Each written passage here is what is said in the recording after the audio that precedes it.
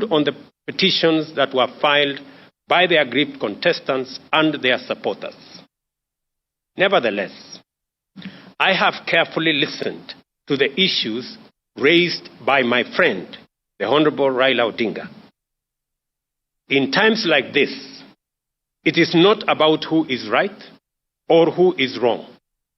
Like Winston Churchill said, I dare say, and I quote, "Courage is what it takes to stand up and speak, but it is also what it takes to sit down and listen." I have always been ready to engage Kenyans of all walks of life, including elected and appointed leaders from across the political divide and the religious fraternity, on how to make our country better and prosperous. And in the last 6 months, I have talked to many religious leaders. I have talked to many elected leaders from across the political divide. My door still remains open for honest, objective, and sincere deliberations based on the rule of law and the Constitution. On the reconstitution of the future Electoral Commission, the selection panel that currently is in office is a creation of the law that was passed by the two chambers of Parliament in response to a court decision. The court clearly stated that one institution, and in this case, Parliament, cannot dominate the process of establishing an electoral commission at the expense of other institutions that have a role to play in the country's electoral process. However, considering the matters raised by our friends in the opposition, I suggest a bipartisan engagement in Parliament on the reconstitution of the IEBC panel within the parameters of the law and the Constitution.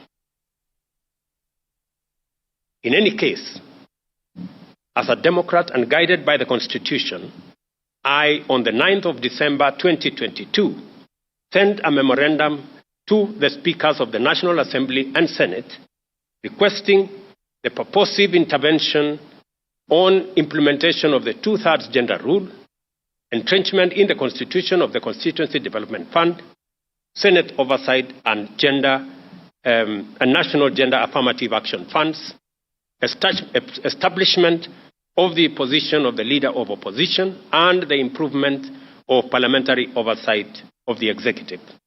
And for the record, Parliament has already approved the parliamentary oversight of the executive, and shortly, cabinet secretaries will be appearing before the House to answer questions. The other items are still in Parliament. The IEBC selection panel and the future process of recruitment of its commissioners could as well be part of a conversation leading to constitutionally and legally binding proposals through a bipartisan parliamentary process. In other words, I am suggesting that the issues that have been raised by our friends on the matter of IEBC, my suggestion is that this matter can be handled in Parliament by a bipartisan parliamentary process so that we can agree on what it is they have an issue with, and we can adjust as is agreed and as necessary. And therefore, in these circumstances, and in view of the recent events that led to loss of life and destruction of property in the demonstrations that have occasioned in our country for the last 2 weeks, I urge my brother Raila Odinga and the opposition to call off the demonstrations and to give this bipartisan approach a chance for us to take the country forward. Meanwhile, I call on all Kenyans to remain peaceful and law-abiding, and I assure them that the government of Kenya will continue with its sacred duty of protecting their lives and their property, including their businesses. Thank you very much.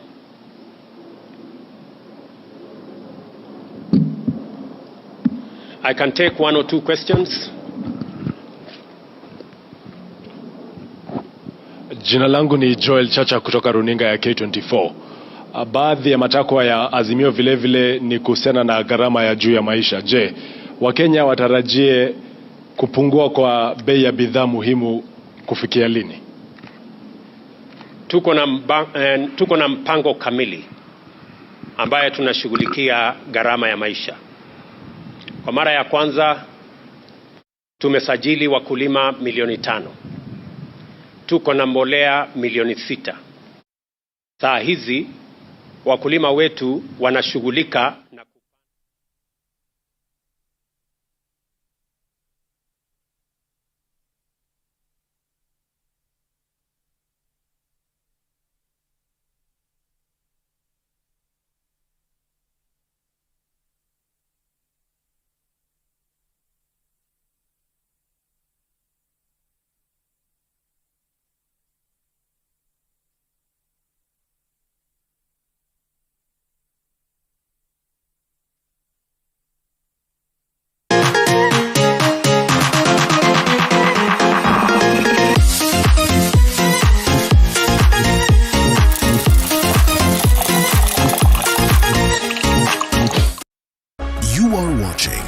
TV47, the home of untold stories.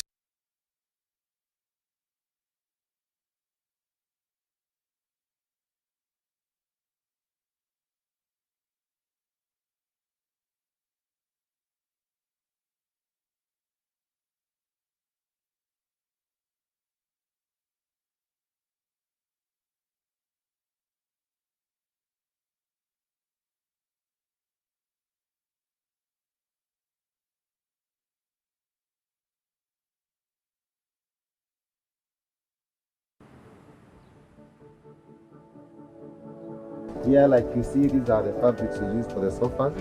Yeah, there are different types of fabrics. Sabak. This is the best way to go. Eat color, eat raw, you know, like this is alive. Well, 2022 is behind us. 2023 is here with us. What are your plans? We here at TV47's Morning Cafe have great plans for you. We're talking about information, we're talking about entertainment, we're talking about the greatness for the year. So make sure that you're always with us every morning.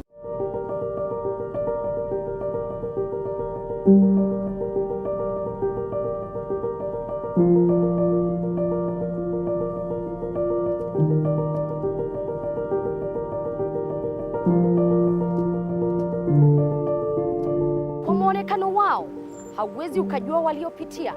Kwa sura zao zinapong'aa hauwezi ukafahamu changamoto zao.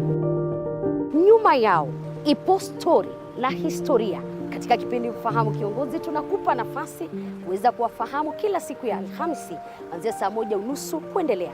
Nami Elizabeth Mutuku.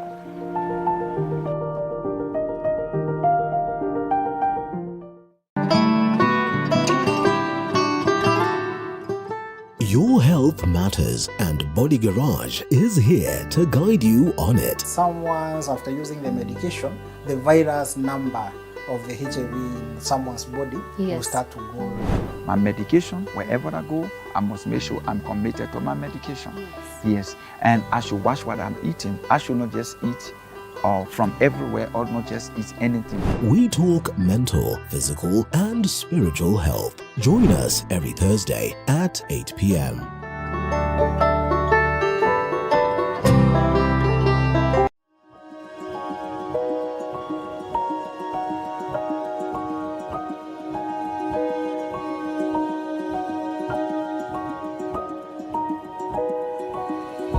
Lover of farming? Well, Kilimo Diaries is your home for different farming ventures, crops, animals, and so much more. Every Sunday,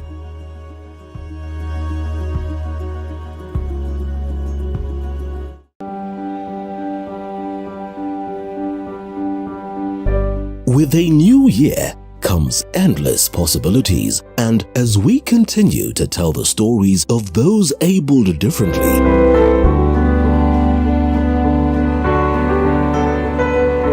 do make sure to join us on Beyond the Limit every Saturday at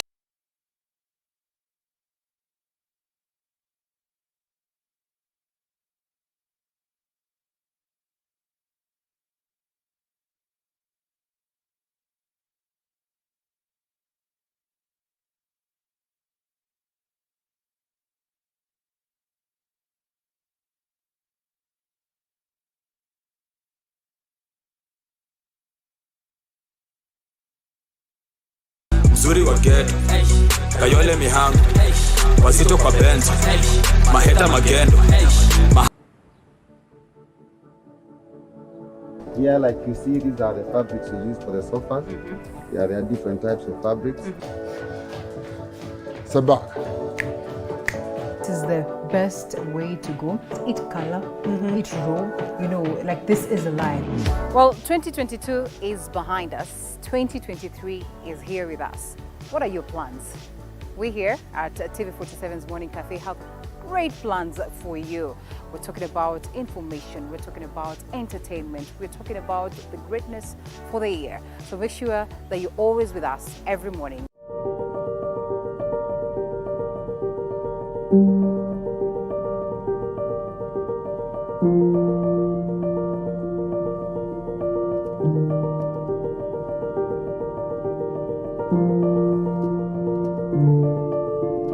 Kwa muonekano wao hauwezi ukajua waliopitia, kwa sura zao zinapong'aa hauwezi ukafahamu changamoto zao. Nyuma yao ipo stori la historia. Katika kipindi Ufahamu Kiongozi tunakupa nafasi kuweza kuwafahamu kila siku ya Alhamisi kuanzia saa 1:30 kuendelea. Nami Elizabeth Ruto.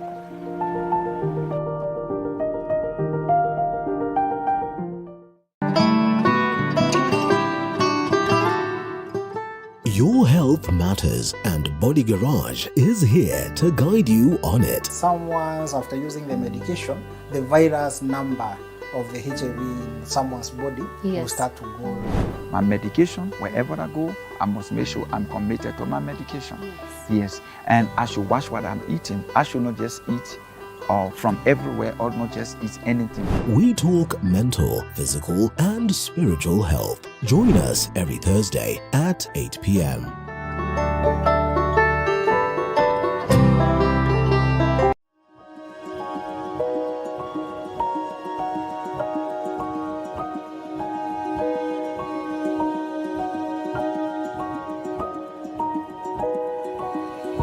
Lover of farming? Well, Kilimo Diaries is your home for different farming ventures, crops, animals, and so much more. Every Sunday,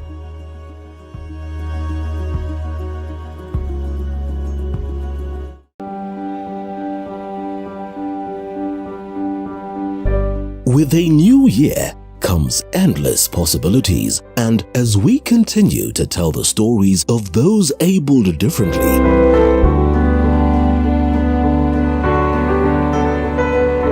do make sure to join us on Beyond the Limit every Saturday at 7:30 p.m.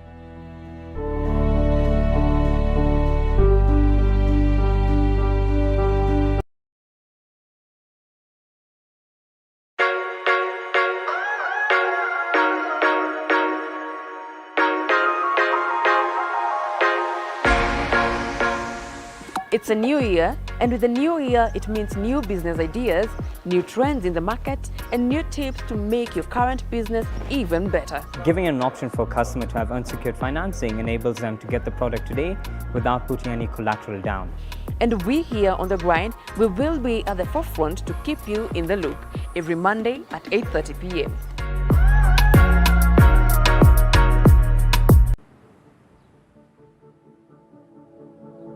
Yeah, like you see, these are the fabrics we use for the sofas. Yeah, there are different types of fabrics.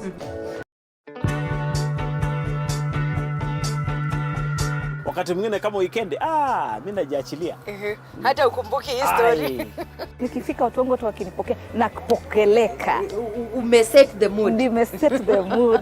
Naweza kupokeleka. Nikitumai kwamba mzima popote pale ulipo, nikikukaribisha katika kipindi Mfahamu Kiongozi. Jina langu Elizabeth Mutuku. Katika kipindi Mfahamu Kiongozi tunakupa nafasi kutangamana nao kila siku ya Alhamisi kuanzia saa 1:30 kuendelea siku nyingine. Tutapatana papa hapa umjue kiongozi mwingine. Jiunge nasi toka hapa hadi ufuoni mwa bahari.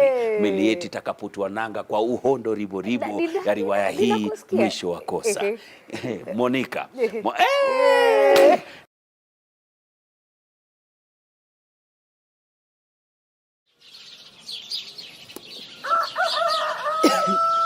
It's early morning in Maralal.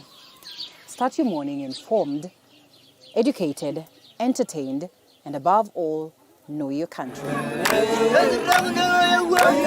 From the beautiful plains of Samburu County to the skyscrapers of Nairobi, Morning Cafe certainly got you covered.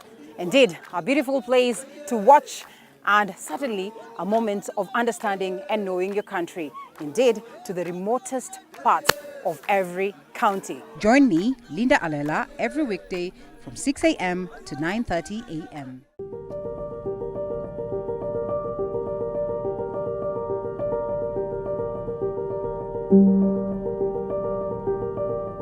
The diversity of Kenya's wildlife has garnered international fame.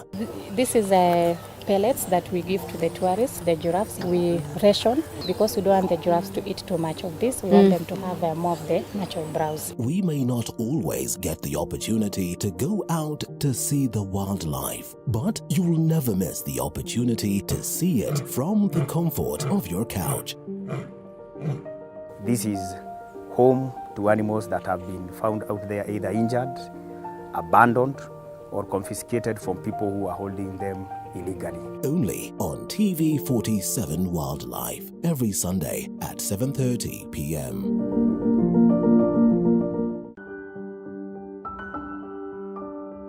Disability is a club that anyone can join. I live with special needs. It means I have a limitation. There are things I can't be able to do personally myself.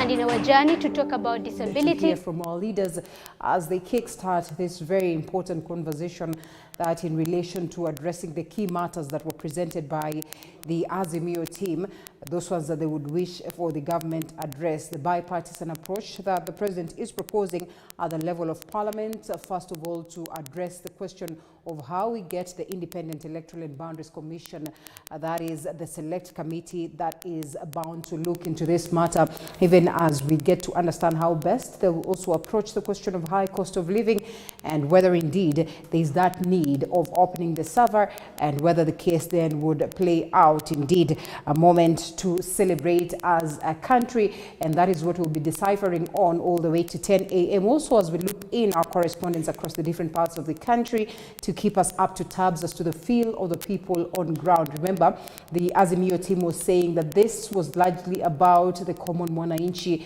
being spearheaded by them, and we all witnessed how many Kenyans as well joined in the process of demonstration. So whether they will heed to this move to shelve it for a moment and listen to what the president has to offer is a question of wait and see. Once again, my name is Linda Alela and the broadcast begins right away. Allow us to briefly look at some of the stories that we have prepared. But before then, first of all, the papers, the front page of the Standard newspaper, as well as the People Daily and the Daily Nation. What do we have this morning? 3 people have been killed since the last protest started on March the 20th. Still speaking to this very matter, the reason at last, yes, President William Ruto, I have carefully listened to the issues raised by Honorable Raila Odinga. In times like this, it is not about who is right or who is wrong. Like Winston Churchill said, I dare say that courage is what it takes to stand up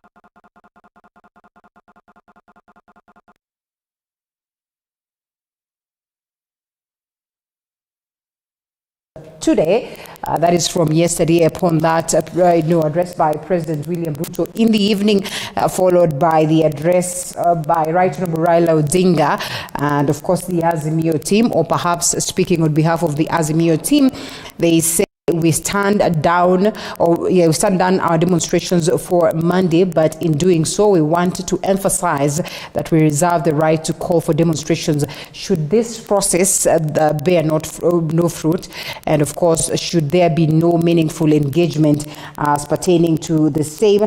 We listen to what Honorable Ruto has to say in relation to this, and of course, the counter offer that has been accorded. We'll resolve to resume our demonstrations after 1 week. We'll be following up closely on this to keep you up to task, but it's largely the biggest story of the day, and one that really is a sigh of relief for many. We all understand that it's not been all rosy, especially in the question of businesses, and the business people will tell you that they have had to incur lots of losses because of the demonstrations that have been conducted. Many have lost their lives, and unfortunately others as well have been injured. But then again, we seek to see how this happens. Also, the side of the Right Honorable Raila Odinga saying that it would be important that any arrests that were made because of the demonstrations then are, stopped immediately, that the DCI and the DPP as well should look to withdraw all these cases. We'll also be following up to see whether such plays out, as well as the question of whether the government or the state is out to muzzle media freedom. Also, the president addresses it and said that this is not going to happen in his reign, in as much as they would feel like really it has not been fair, coverage for them. They are bound to make sure that there is media freedom for us to address and to speak to some of these matters that play out in the country, even as, of course, there was that declaration that the media fraternity would hit the streets to demonstrate on the same. Certainly, perhaps adjustments would come in relation to the president's assurance that media freedom is a thing to be respected. Ex-IEBC chairperson reveals the dirty games politicians played in the run-up to the announcement of the presidential election results in 2013. That's a story captured on page 13. It is quite unfortunate, and of course the drama at Bomas ahead of polls.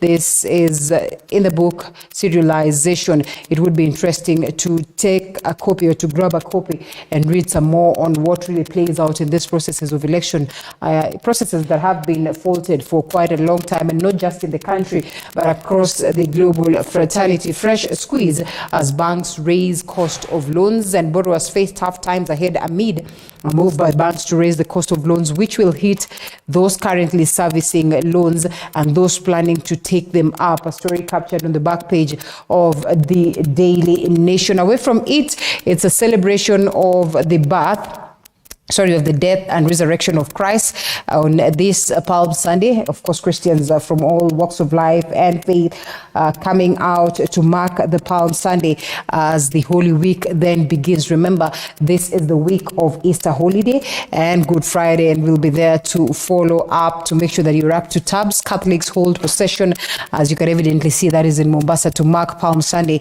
And of course, it is the start of the Holy Week leading to Easter, when Christians mark the crucifixion and resurrection of Jesus Christ, as captured right there. We'll also be here to make sure that you get updates on all of this. On the other side, new STI strains. Scientists find 2 strains of sexually transmitted diseases. That's a story captured on page 8 that clearly tells you that there is need for you to be careful on how you engage. Very important that there is use of protection and so much more. And so we'll be getting more updates in relation to this. This on page 2 is on this very interesting report by Ahmed Isaac Hassan, and of course highlighting what played out in 2013, the cases of the likes of James Oswago, who were equally part and parcel of the Independent Electoral and Boundaries Commission, of course, or better yet, a different face of the electoral body, named differently, but perhaps those ones that oversaw the process of election. And huge relief as Ruto agrees to talks on Raila that we have also looked at,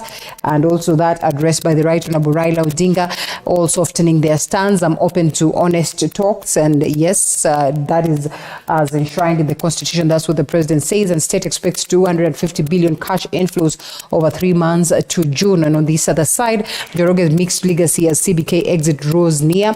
High inflation, dollar crisis threatened to sully Dr. Njoroge's tenure, even as we're speaking about how difficult it will be for a majority of Kenyans in terms of, servicing their loans. Alama's new STI strain, this is what we have talked about. All 424 women in sample had 2 STIs, and it's a shocker. New strains show mutations associated with drug resistance. This is a report that you certainly want to read, written by Leon Lidigo, and perhaps get to understand some more what could be informing this and what needs to be done for us to protect ourselves. Procession held to mark start of Holy Week that will culminate in Easter Fit.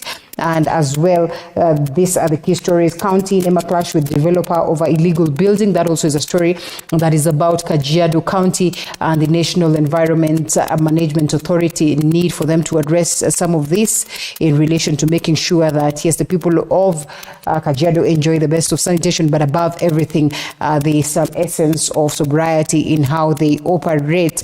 And yes, these are the key stories. That is on the commentary. That is the cartoon edition. What an interesting one to watch, perhaps painting a picture of what were the hardliner stands between the Right Honorable Raila Odinga and the Deputy President, that is Rigathi Gachagua, and on the other side, the President, crafting a way of making sure that, well, there's going to be some essence of sobriety. Remember, these two individuals had already said that it's not going to be easy for the Azimio side, while the Azimio side maintained that this would be the mother of them, or the protest that they will have held. But then again, it is a moment where all Kenyans deserve some time of prosperity and posterity as well. Pan-African leadership can lead way to clean and green future. That also is a commentary on the question of climate action and what needs to be done. And in the question of history and a couple of other matters that are playing out at the level of the counties, governors demand release of 13 billion equalization cash. Remember, it's not all build rosy, and that is on the question of devolution, even as governors continue to cry foul and say that, well, it's been tough moments for them to even be able to execute the activities at the level of devolution, because there's always that delay of the disbursements of funds. And as well, faulting the Treasury, the national government, as well as the process that is the infamous process that is, tasked towards making sure that this plays out well. There's so much that is playing out at the county level, and that is official arrested for taking bribe to be arraigned. That is in Narok County. That's a County Public Service Board member arrested for demanding about 140,000 from a job seeker is to be arraigned, or is set to be arraigned today. That is also a story that is there. Let's see what the other side. Well, a bit of a delay in terms of loading. I'd have loved for us to look at what is happening on the international scene, but we shelve that for a moment. What does the People Daily detail this morning? Let's see whether we'll be lucky enough to have it open. And yes, time for talks. Here we are. Time for talks between the president, or better yet, between the Azimio and the Kenya Kwanza team. President extends an olive branch to Raila, says he is ready for talks and also for forming of this very important IEBC, that is electoral body. Azimio leader stands down protest, expresses willingness to dialogue, and also the move comes after several appeals by religious leaders, and is a story captured on page 4 to 6. Yes, the following up on that. Also, Christians celebrate Palm Sunday as Easter beacons. On this other side, cost of living holds stable, but food prices inch up. That also is quite unfortunate. But then the president says that the government is on course to make sure that this is something that is going to be addressed for the sake of Kenyans. We won't muzzle the media. That as well is what the president had to say, even as Right Honorable Raila Odinga calls off demos. And of course, that also, these are the key stories that are here. More or less the same stories as captured on both the Standard as well as the Daily Nation. On this one, allow us to now shift gears briefly. We'll be looking at them bit by bit alongside the gentleman and the lady that joined me on set. But for now, we quickly look at some of the stories that have been prepared by my team. And the Azimio leader, Raila Odinga, has suspended the anti-Kenya Kwanza government protest. The announcement coming hours after President William Ruto, while addressing the nation, called on his political rival to call off the Mondays and Thursdays demos in what he termed as giving room for dialogue as proposed by President Ruto. Moige William, details. Hours before the fourth round of demonstrations against the William Ruto-led government, opposition leader Raila Odinga has hit to calls to call off the demonstrations. He referred to the planned Monday protest as the mother of all demonstrations. Odinga addressed the media at Capitol Hill in Nairobi and mentioned that the Azimio Brigade would return to the streets if unsatisfied with the calls for dialogue by the government. We reserve our rights to call for demonstrations should this process not bear fruit. Should there be no meaningful engagement or response from Hon Ruto to our counter-offer, we resolve to resume our demonstrations after 1 week. Opposition leader Raila Odinga was accompanied by other Azimio leaders, including Kalonzo Musyoka and Martha Karua, when making the announcement to call off the planned Monday protest. This came hours after President William Ruto urged Odinga to call off the demonstrations, citing their negative impact on the economy. Our country's image and history in the League of Modern Nations has been at stake in the last 2 weeks. The country's economy has been hit hard at a time when my administration is doing everything possible to salvage the economy from the deep hole where we found it. While calling off the protest, Odinga outlined immediate demands that the Azimio coalition wants addressed. In accepting the call for the dialogue, we ask that all arrests and prosecutions related to our demonstrations be stopped with immediate effect. In view of the foregoing, we stand down our demonstrations for Monday, that is tomorrow, April 3rd, 2023. However, President Ruto has reiterated that his government will endeavor to ensure that all citizens are guaranteed of their security, calling upon better collaboration in bettering the country's economy. I have always been ready to engage Kenyans of all walks of life, including elected and appointed leaders from across the political divide and the religious fraternity, on how to make our country better and prosperous. For the past 2 weeks, the Azimio la Umoja has been leading protests, with thousands of supporters taking to the streets to demonstrate against several issues. These include the renewal of the Electoral Poll Agency, IEBC's server, the selection panel tasked to reconstitute IEBC, and the high cost of living. The Ruto government has suggested a bipartisan engagement in Parliament to address some of the issues. Raila and his team has given a 1-week ultimatum for the issues to be addressed, warning that they will resume protest if they are not satisfied. Mwige William, TV 47. And President William Ruto has finally accepted the long-awaited engagements with Azimio la Umoja One Kenya leader Raila Odinga. Such commissioners, our commission on, and of course on the recruitment of the Independent Electoral and Boundaries Commissioners chair, since the panel said it received 920 applications for the position of chairperson and 6 commissioners, as Micah Gongo details. In his address to the nation Sunday evening, President William Ruto suggested that he was ready and willing to engage with Azimio leader Raila Odinga on the reconstitution of the Independent Electoral and Boundaries Commission through a bipartisan approach via Parliament. We've been this road before. We've sorted out matters in a bipartisan way in Parliament before, irrespective of what numbers there are. And in any case, the numbers in Parliament, the difference is not that much from where I sit. So I do not see any threat of any side. And in any case, when we engage in a bipartisan approach, it is not a game of numbers. The president said that even though the process follows a law created during the regime of former President Uhuru Kenyatta, he made the choice to accommodate the views of the Azimio side. It is a game of reason and how we put our arguments in a manner that carries not one side, but all sides. That is the essence of a bipartisan approach. The president insisted that he is a listener and has always been ready to engage on matters from people of all walks of life, including elected and appointed leaders from across the political divide. Our position is that we should never be in the position that this country was put by the handshake, where there is no distinction between government and the opposition. Once you compromise accountability and oversight, you are in for a lot of trouble.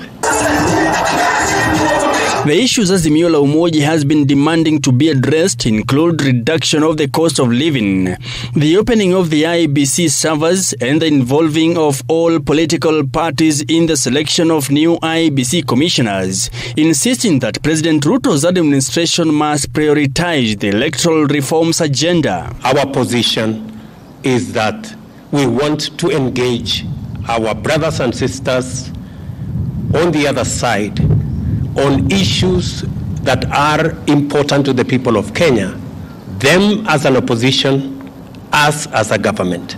That way, the system of checks and balances remains intact. The IEBC selection panel had in the past week received 920 applications for the positions of chairperson and 6 commissioners. The panel's chairman Nelson Makanda said that out of the applications, 25 submitted applications for chairman, while the remaining 895 applied for 6 commissioners' jobs. According to opposition chief, the Azimio la Umoja coalition shall embark on anti-government protest should the government fail in the bipartisan process of IEBC reconstitution. Mike Kagwango, TV 47, Nairobi. Now, President William Ruto has reassured journalists of their safety after complaints regarding freedom of the press were raised. This as the Kenya Media Sector Working Group issued tough demands to the government and threatened to black out all government events if journalists continue to face harassment. And Rin Kilemi details. President William Ruto has provided reassurance to the media after attacks by law enforcement officers. During his State of Nation address, Ruto emphasized the importance of allowing the media to operate without interference, regardless of the content they cover. We are great believers in free media, and any engagement that puts the media in danger is not acceptable. Ruto's support for the media is particularly significant given the numerous attacks it has faced over the past few days, primarily from security agents. In the context of the violent demonstrations, you agree that there has been a lot of violence against citizens, many citizens, properties, burning or down of buildings, including churches. In that confusion, there could have been incidences where the media was caught in the fray. I do not think there is any deliberate attack on the media.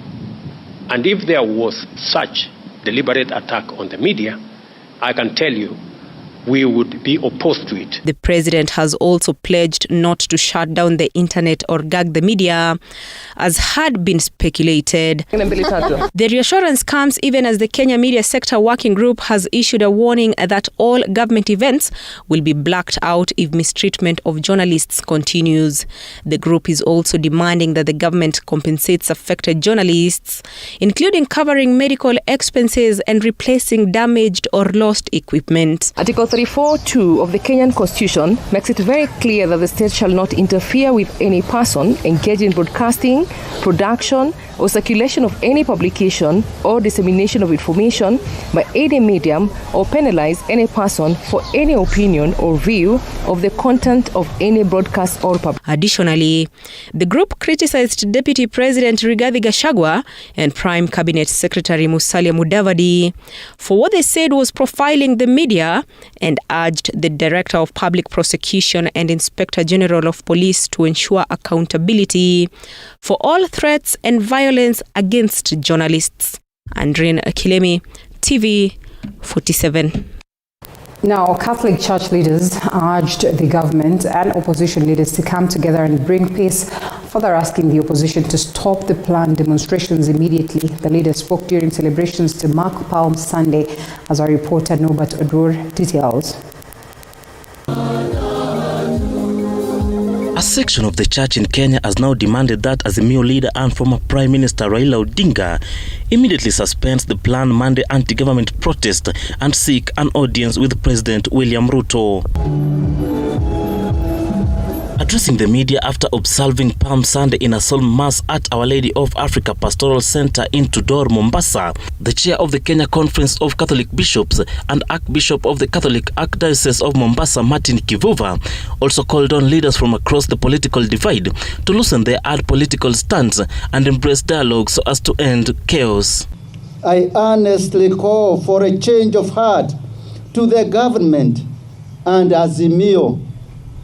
May our President, the Honorable Dr. William Ruto, lead the government side to accept to listen to Azimio, to the Honorable Raila Odinga, the Azimio leader, to call off the demonstrations and accept a round-table discussions with the government side.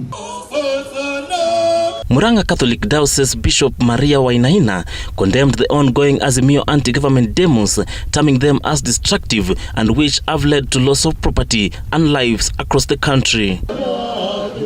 Leading a Palm Sunday Mass in Kirinyaga County, Bishop Wainaina said there is need for the government and the opposition to hold dialogue and look for a solution.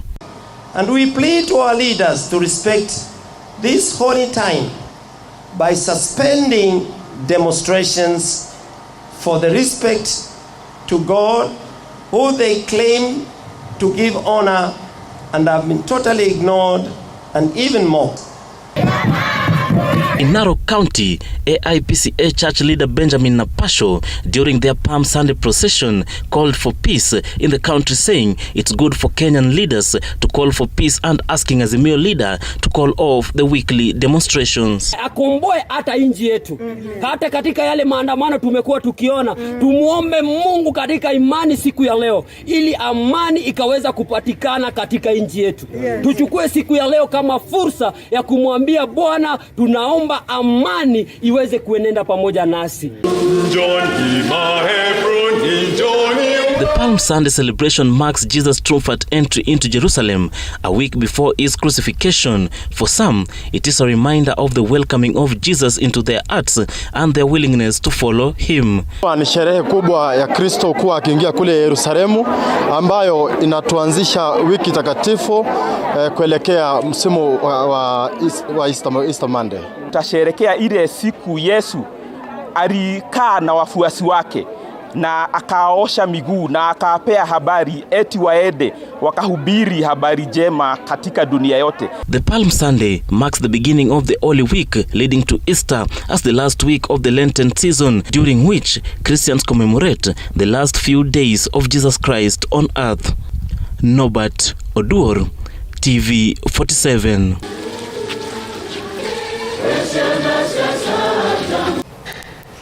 The country will start receiving food aid from outside the country. That is starting this week, according to President William Ruto, who was speaking in State House Sunday. The head of state noted that his administration has put up measures to alleviate the high cost of living, including registering 5 million farmers. Tumeagiza mahindi, tumeagiza mchele, tumeagiza maharagwe, tumeagiza chakula ya aina nyingi ambazo tayari tulipatiana ilani kwa wakulima wetu kwamba kama kuna mkulima yeyote ambaye bado wako na chakula katika magala zao waziuze, kwa sababu kuanzia mwezi huu tutapata chakula kutoka nje ya nchi.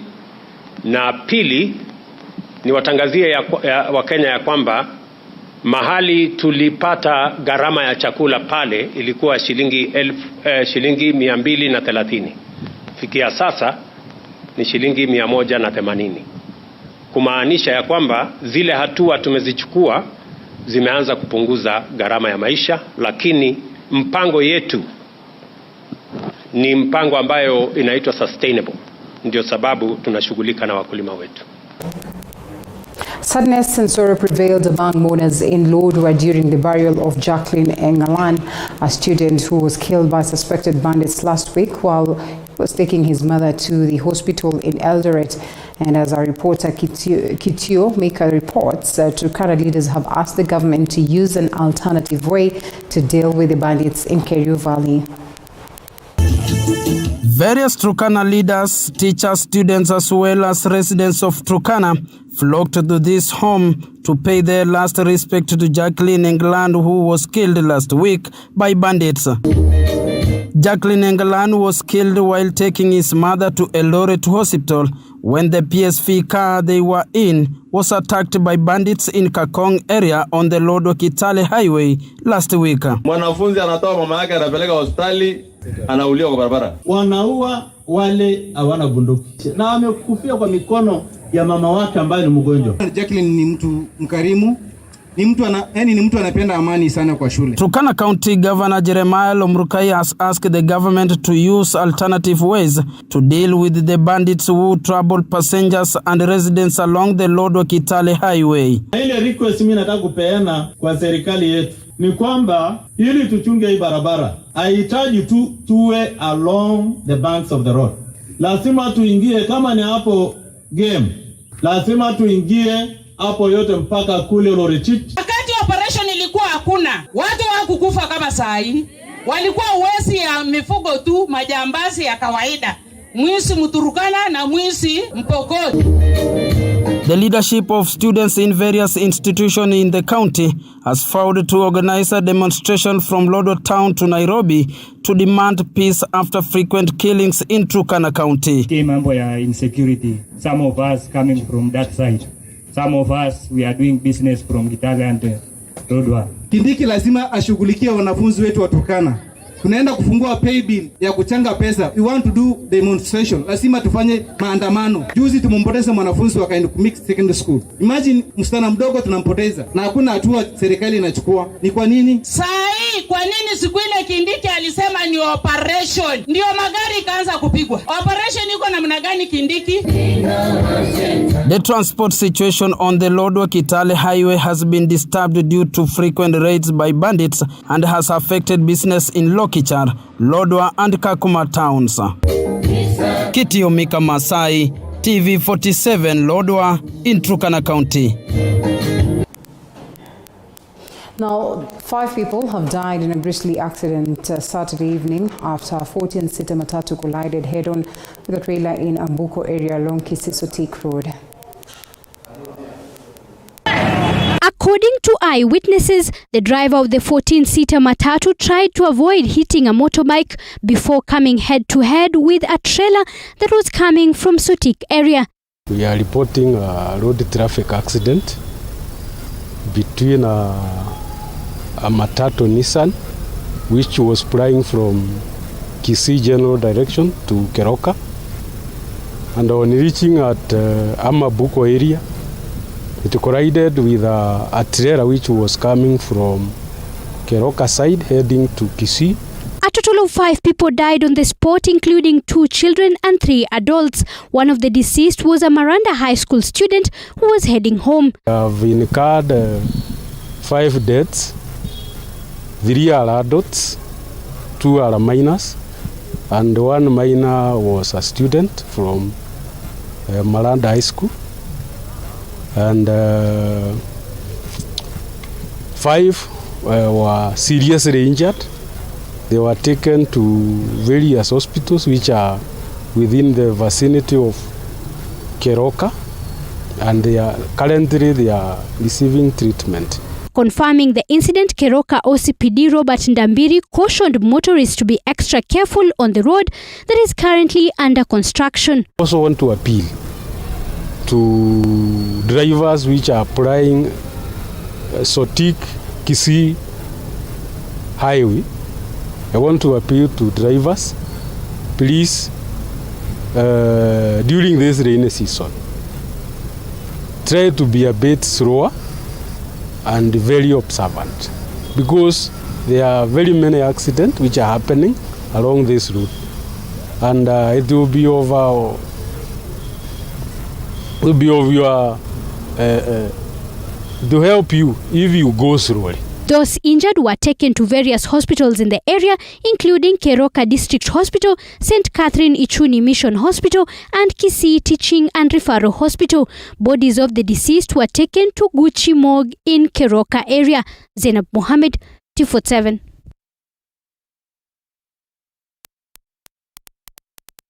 We'll be getting into the discussion shortly. The gentleman that joined me for the same also will be having a lady, and this largely in relation to that important step taken by the key leaders in the country, the president, that is Dr. William Samoei Ruto, as well as the Right Honorable Raila Odinga, in relation to quell the animosity that sits in the country, even as we await to see how best the government then manages or addresses these concerns as presented by the Azimio team. Of course, giving some essence of ultimatum, saying that fine, we stop our demonstrations, but of course we are bound to resume in the event that these talks do not yield what is good for the nation. So allow us to take a quick short breather, and we come back to that very discussion.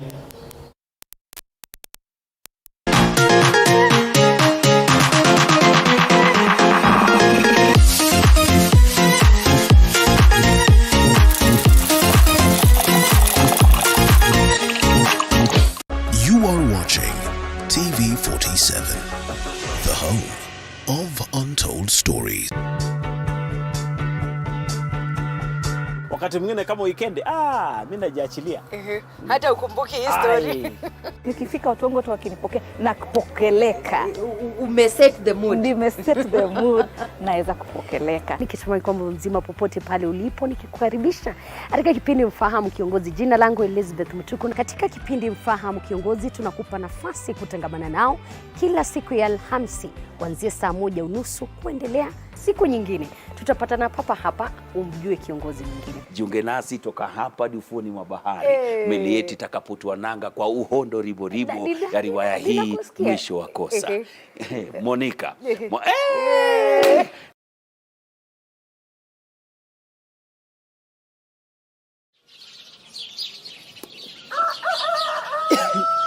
It's early morning in Maralal. Start your morning informed, educated, entertained, and above all, know your country. From the beautiful plains of Samburu County to the skyscrapers of Nairobi, Morning Cafe certainly got you covered. Indeed, a beautiful place to watch, and certainly a moment of understanding and knowing your country. Indeed, to the remotest parts of every county. Join me, Linda Alela, every weekday from 6 a.m. to 9:30 a.m.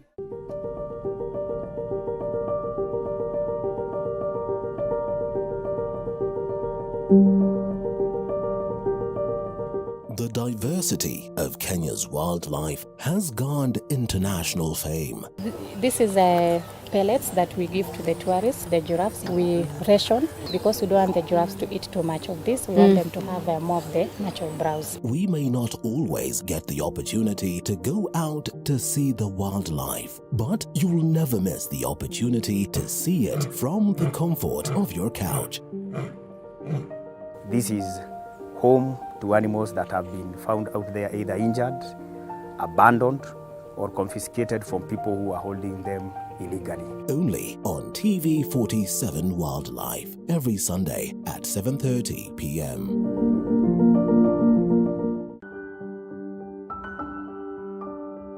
Disability is a club that anyone can join.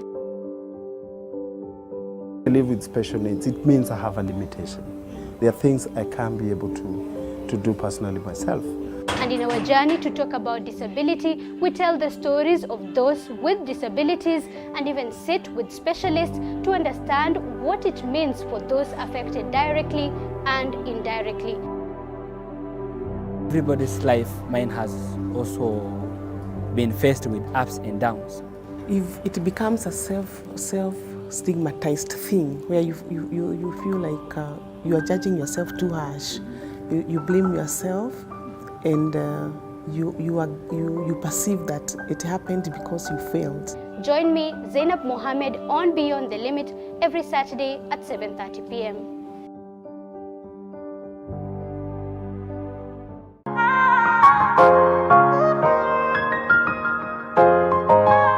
An entrepreneur is defined as someone who has the ability and desire to establish, administer, and succeed in a startup venture along with the risks entitled to it to make profits.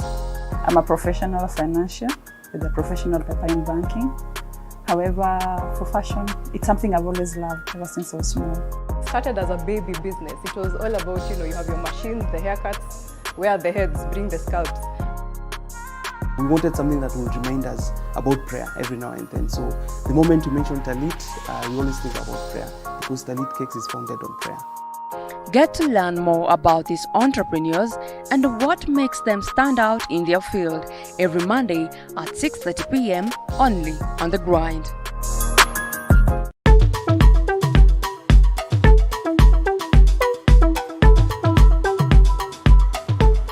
The Realtor, this is where we travel, move far and wide just to make sure that we bring you what it all entails when it comes to matters real estate. Buying off plan is the best thing that you can do because it gets to be a journey that is even affordable and flexible. Visit there, go down, go see what kind of production they do, what varieties do they have, what color preferences do they have. Quality assurance is supposed to be a way of checking that the materials have really gone through tests as required. The Realtor, every Tuesday at 6:30 p.m.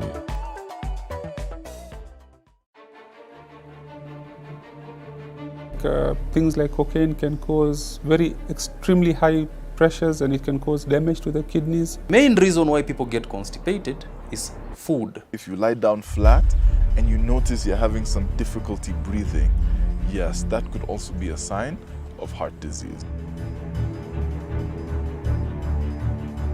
When the car breaks down, it is taken to the mechanic. But when the human body breaks down, where is it taken? This is why the Body Garage exists. Join us every Thursday, 8 p.m. as we bring you health expert advice. And I'll be your host, Dr. Chepsi.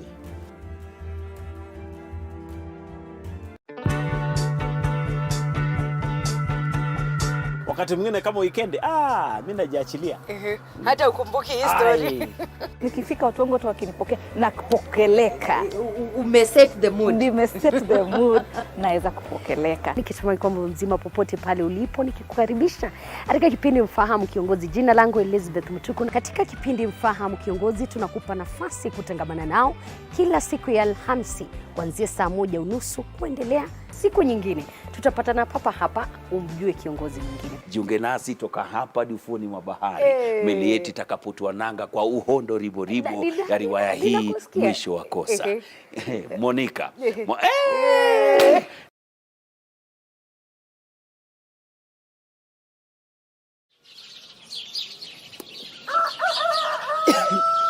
It's early morning in Maralal. Start your morning informed, educated, entertained, and above all, know your country. From the beautiful plains of Samburu County to the skyscrapers of Nairobi, Morning Cafe certainly got you covered. Indeed, a beautiful place to watch and certainly a moment of understanding and knowing your country. Indeed, to the remotest parts of every county. Join me, Linda Alela, every weekday from 6 a.m. to 9:30 a.m.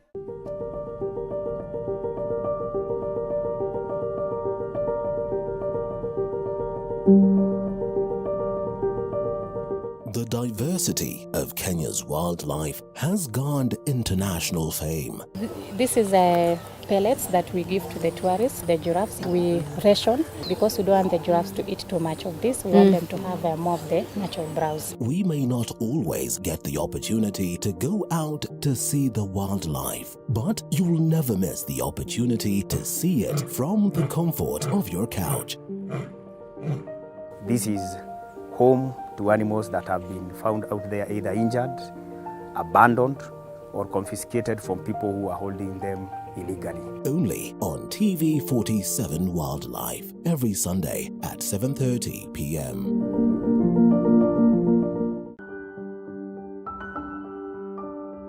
Disability is a club that anyone can join. I live with special needs. It means I have a limitation.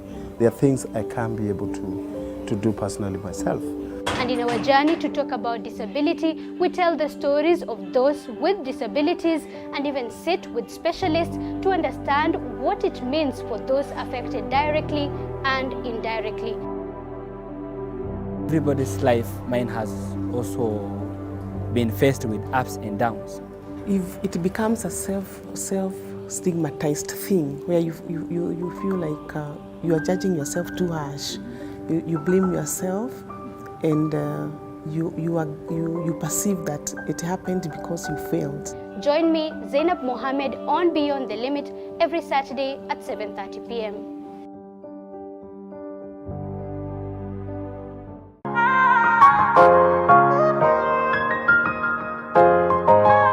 An entrepreneur is defined as someone who has the ability and desire to establish, administer, and succeed in a startup venture along with the risks entitled to it to make profits.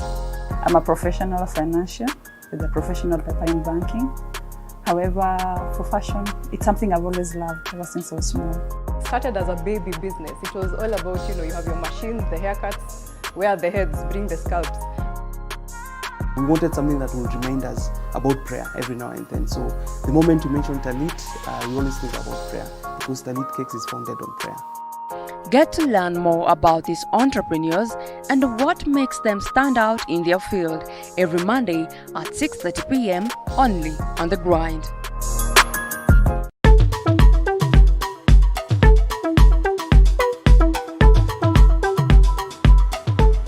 The Realtor, this is where we travel, move far and wide just to make sure that we bring you what it all entails when it comes to matters real estate. Buying off plan is the best thing that you can do because it gets to be a journey that is even affordable and flexible. Visit there, go down, go see what kind of production they do, what varieties do they have, what color preferences do they have. Quality assurance is supposed to be a way of checking that the materials have really gone through tests as required. The Realtor, every Tuesday at 6:30 p.m.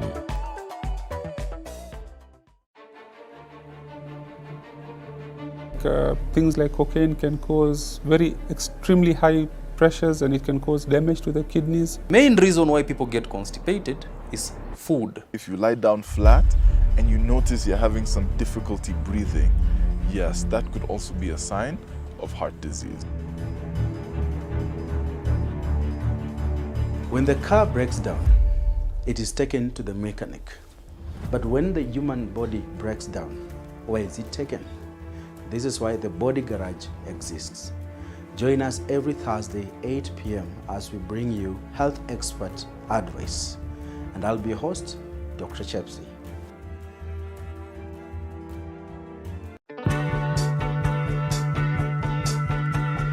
Wakati mwingine kama weekend, mimi najiachilia. Hata ukumbuki hii story. Nikifika watu wangu wakinipokea na kupokeleka. Umeset the mood. Nimeset the mood. Naweza kupokeleka. Nikisema kwamba mzima popote pale ulipo nikikukaribisha katika kipindi Mfahamu Kiongozi. Jina langu Elizabeth Mutuku, na katika kipindi Mfahamu Kiongozi tunakupa nafasi kutangamana nao kila siku ya Alhamisi kuanzia saa 1:30 kuendelea siku nyingine. Tutapatana papa hapa umjue kiongozi mwingine. Jiunge nasi toka hapa hadi ufuoni mwa bahari. Meli yetu itakapotua nanga kwa uhondo ribo ya riwaya hii mwisho wa kosa. Monica.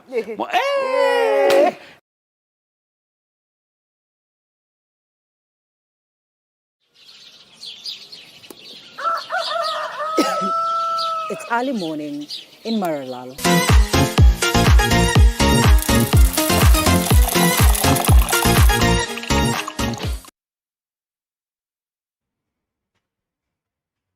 All right, welcome back to the broadcast, and we shift gears to the conversation, all seated and set to speak to the matters that play out in the country and beyond, if need be. Welcome on board. We welcome you to be part and parcel of the conversation. The hashtag is Morning Cafe at Linda_Lala TV 47KA. That is how you get to interact with us. We sample some of your comments as you continue with the broadcast. Unfortunately, Nordin Kagai is not here.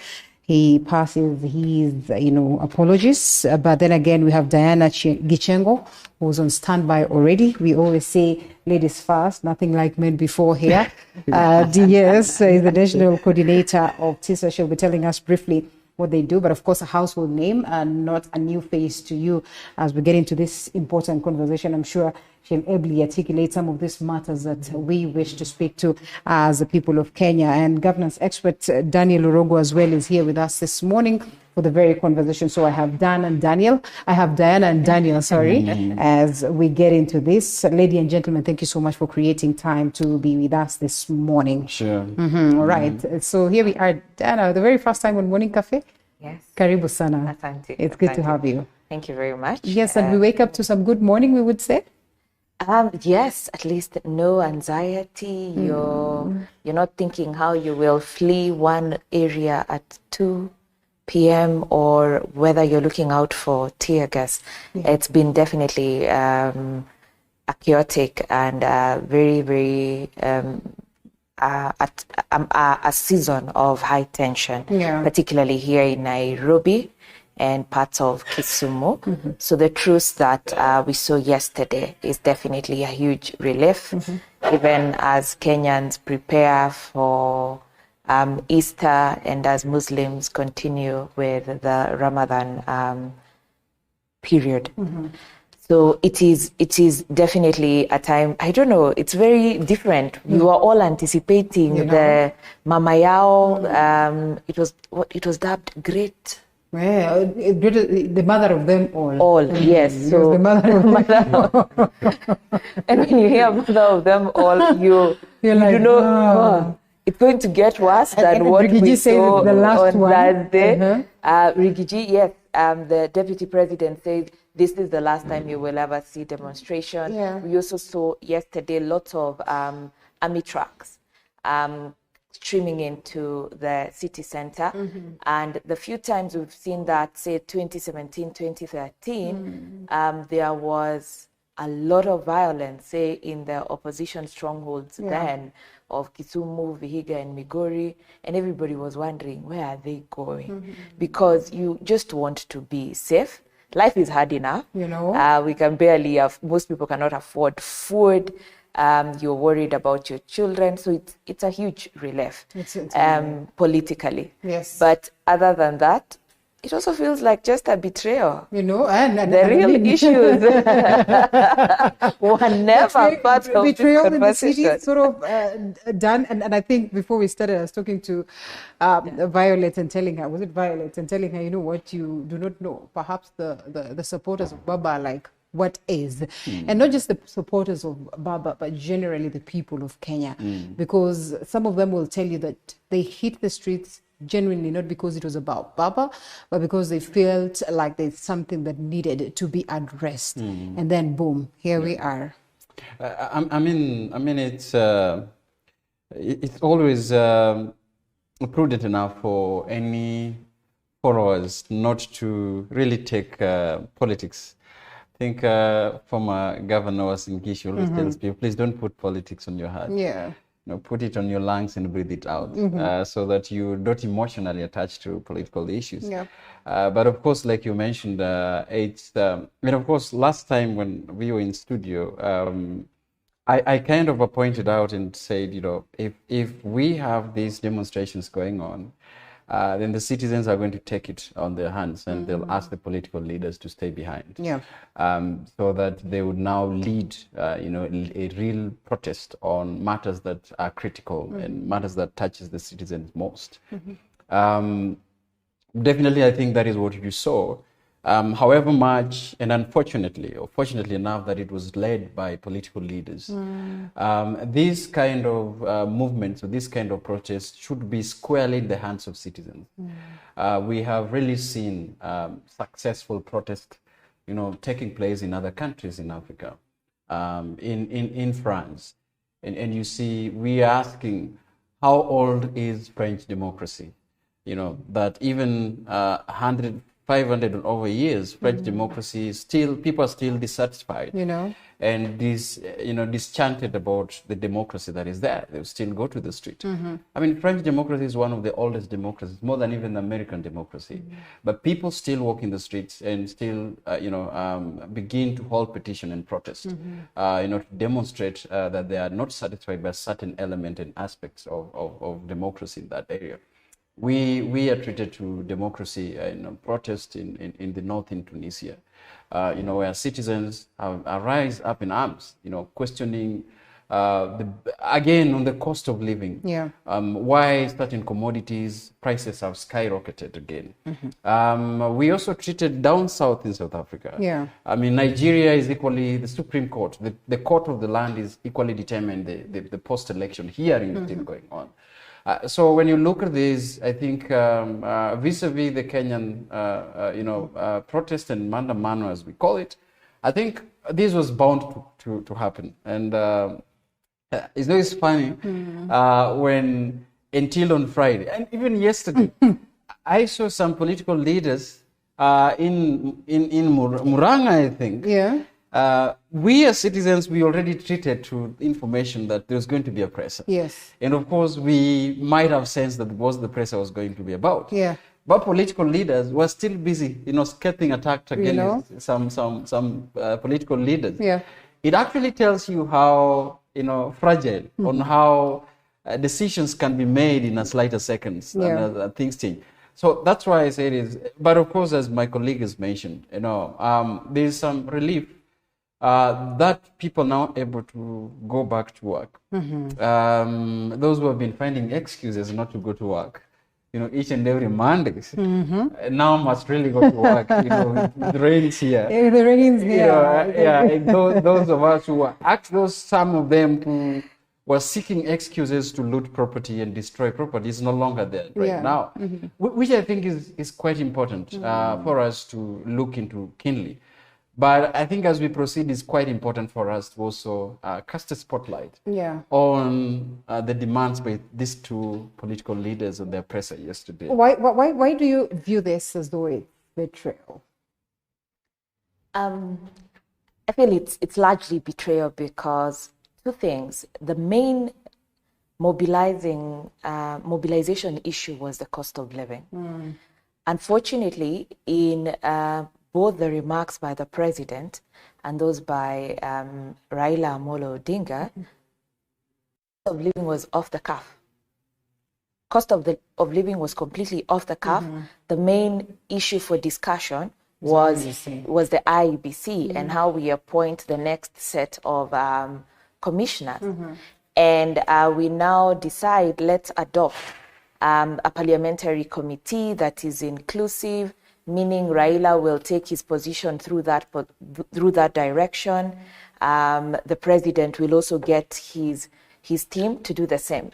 Yet this was supposed to be about the people. Where was this consensus had?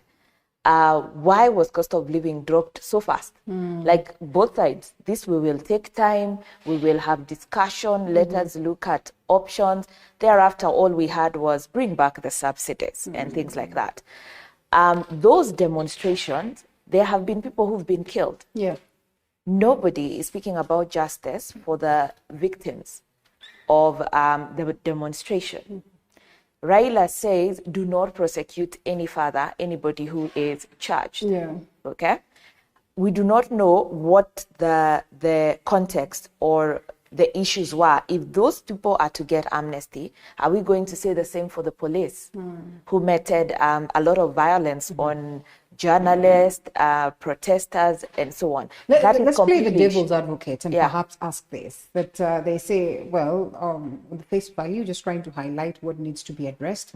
But perhaps saying that we are open to discuss all these matters that have been brought on the fore. And maybe, in the extended conversations, this would arise. Would it not be too unfair for us to expect for them to have addressed all this? Definitely, the truth just says we are willing to discuss. But the highlight of statements on both sides are very clear. All we care about is who's going to run the next election. The rest, We can work out the details. We are out of the streets. It's over. Is the next election the biggest pain for Kenyans currently? No. And like Dan says, I am sure within 2 weeks, Kenyans who are facing the brunt of the cost of living, the taxes and so on, will be back on the street. They had hoped that, look, somebody in leadership connects with our struggles. So that's why I say it's a betrayal.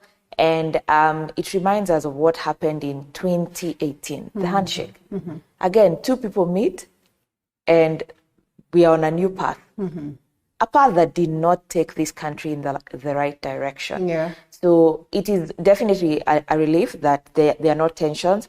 Good thing that they are taking this to Parliament. Maybe we can all participate in the process because the BBI task force was not a parliamentary process.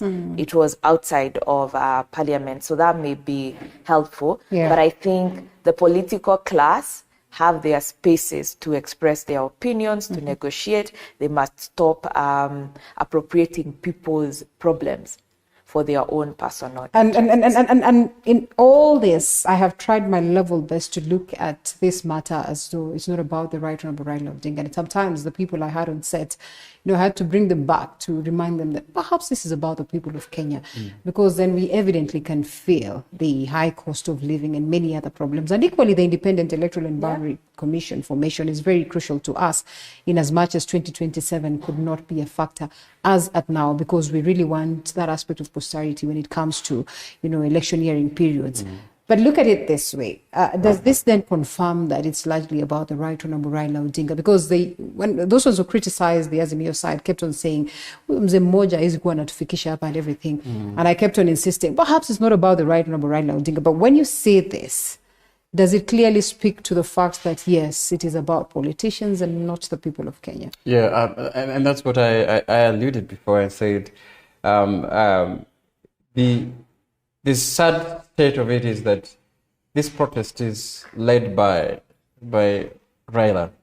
And normally there is a sense in which the Right Honourable Raila Odinga masters the art of post-election, time, and read the mood of times and lead the country, lead segments of his followers towards, creating that, kind of political animosity. So we are in a situation that is not really different from 2013, 2017, now it's 2022, where after elections, there is always an issue that is brought forward to begin another post-election process towards that election. It happens, and the script is the same, and there's nothing really different. So, like you said, I wish that Kenyans would be the ones to lead, this kind of movement. To be purely pro-democracy, but purely citizen-centric, that are centered towards, citizens rising up in arms and even asking for political accountability in different political factions.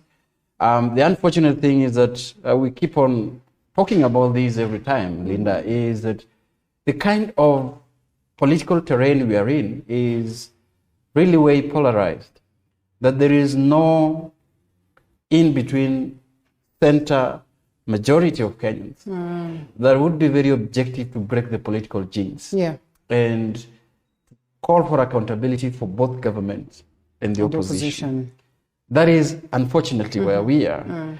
In a sense that our politics now, gives a lot of power to the opposition to be the rallying point of Kenyans who are feeling that government is not really meeting the needs of citizens. And therefore, whether you are in Kenya Kwanza or you're a voter who voted Kenya Kwanza and you are a sympathizer of Kenya Kwanza, you are definitely, able now to follow Raila. Because what he's saying is resonating with you. Like now he's talking about the cost of living, which resonates with you. He's talking about, the electoral reforms. That would be reasonable to some segment of people who probably the report the IEBC report notified that others, about millions, did not turn up to vote, probably because of the trust deficit on the electoral processes. So I think to contextualize this is now where it brings forth the persona of Raila, even though he was probably ideally not supposed to be in the process. He was supposed to be accountable to the citizens of Kenya as the opposition, what they are doing with regards to these issues that Kenyans are bearing a branch to. And I think secondly is any post-election negotiations, especially when the country is in turmoil, there's always agenda items to reconciliation. One of the agenda items to reconciliation must always be first is to cease fire. And when a country is in conflict, the agenda one is there is no conflict at all. When there is protest, agenda one is stop the protest. And then agenda two now is, can we now further the dialogue? It happens in the handshake of 2007. At the floors of the Harambee House when Raila shook the hands with Kibaki. The first thing was, ceasefire, and then the other three agenda that made the four agenda that came in. The institutional reforms, the police reforms, the establishment of some kind of, political agreement that led to the Grand Coalition government. Post that in 2013 and 2017, you saw again the handshake in the 8-month handshake. Again, after that, there was a conversation. BBI post this kind. So on this one, we might not know what it is because President was very clear that there is no shaking of hands because we are in a constitutional democracy. But it might not be handshake. Then what could it be? What could it be? It could be a mongrel of something that we really don't understand. And I'm trying to understand. I think this post-truth, I was just seeing the paper that was there, is that, well, this is one way that these politicians are holding truth, and is one way that I foresee, looking at the body language yesterday, that these two leaders probably did not attend the church yesterday. There might have been a conversation, structured conversation between the two of them. Because you could have seen even the script, the press conferences. There was something, because you cannot walk to a press conferences. There have been a previous conversation, I assume, that led to these conferences and agreement. And perhaps it was by design that the Right Honorable Raila Odinga then speaks right after the president. I don't know how then we continue to look at it as though it's betrayal, because clearly, and there are people who would remind you that maybe in as much as the high cost of living is there and evident, the likes of the Right Honorable Raila Odinga might not feel it to that level where you would say he would now get to the streets. Perhaps this is for the interest of the common mwananchi. But just what will it take for us to realize this and not wait for the politician to trigger it? Because the moment they are triggering it, it is largely about their interest. And I mean, whatever it is that they're going to get at the end of the day. And so when Right Honorable Raila Odinga looks at it as though, what I would wish to get is almost nigh, why would he not shift gears and get it after all? And perhaps you say it's betrayal because it's not the first time that we would get to witness this, even as he has diehard fans who would have wished for him to perhaps continue with the demos, to continue speaking to just how disappointed they are with the current government. Okay, I don't know whether we call it betrayal and what. Citizens continued blind. We forget too fast, I think. Because people had become optimistic. I'm sure there are even Kenya Kwanza supporters who connect with the issues of high cost of living, who joined the Maandamano. I'm also aware in the mobilization of people, a number of citizen-led movements were mobilized. This include the Njaa Revolution. The Sufuria Revolution is not Raila's revolution. It has been a people's revolution. It was there under the previous Jubilee government led by Uhuru Kenyatta. And they tell them, come, we are amplifying your issues. But it is the opposite. Come, amplify my political interest. And then, truth be told, those politicians, their cars were hit. They had bulletproof. The ordinary people, they did not have those things. Somebody is dealing with a dead baby due to tear gas. Somebody else will deal with lifelong health effects of a demonstration that they believed was supposed to improve their quality of life.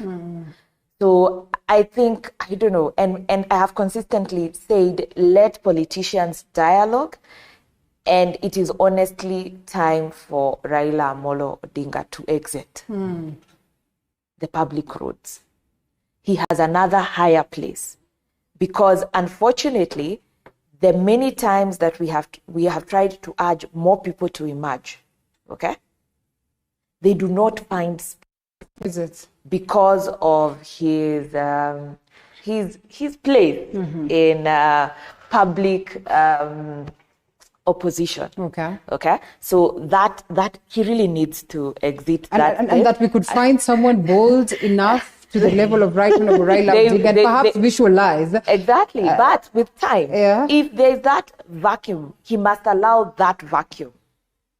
Because when that vacuum exists, immediately people will emerge and fill it. And this country, beyond the opposition demonstrations, we have protested before, Linda. I have organized protests. We've been thousands around corruption. We've seen people prosecuted. We've done it for 5 days. We are never violent. We do not vandalize businesses. We have very, very clear asks, okay, that finally are taken up by government. Along the way, they may be lost.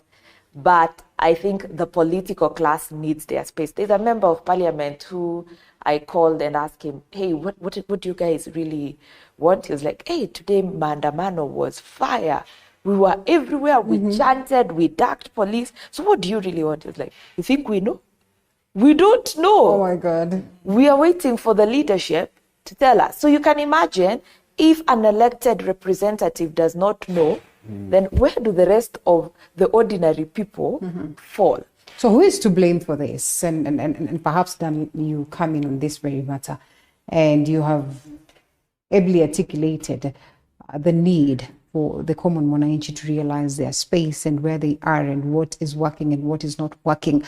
For them to, say that we are ripe to go out there, if not for a revolution, but at least hit the streets for reasons that are, going to help us get a better Kenya. But clearly, we haven't gotten to that space. So imagine a scenario where we have the Right Honorable, politics without the Right Honorable Raila Odinga, who's the only person who seems to understand from the look of things. Sometimes, yesterday, interestingly, after the truths and all this press statement, I took time to just analyze. The politics, the kind of school of politics Raila probably has really passed through. And I advise friends that, beyond ethnicity, beyond political affiliations, and beyond other identities, I think it is important to study Raila's politics and understand that he is personified and embodied the whole opposition politics in the region. And sometimes I think it is important for him to stay in opposition, because that is helpful to the citizens.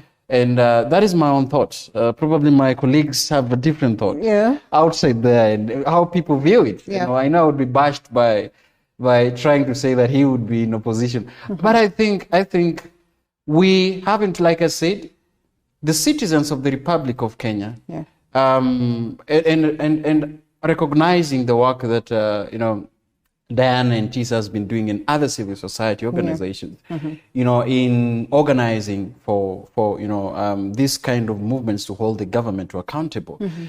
I however think that the way we view politics, we still Kenyans believe that he and the opposition leader embodies and gravitate towards a politics that really speaks for the citizens.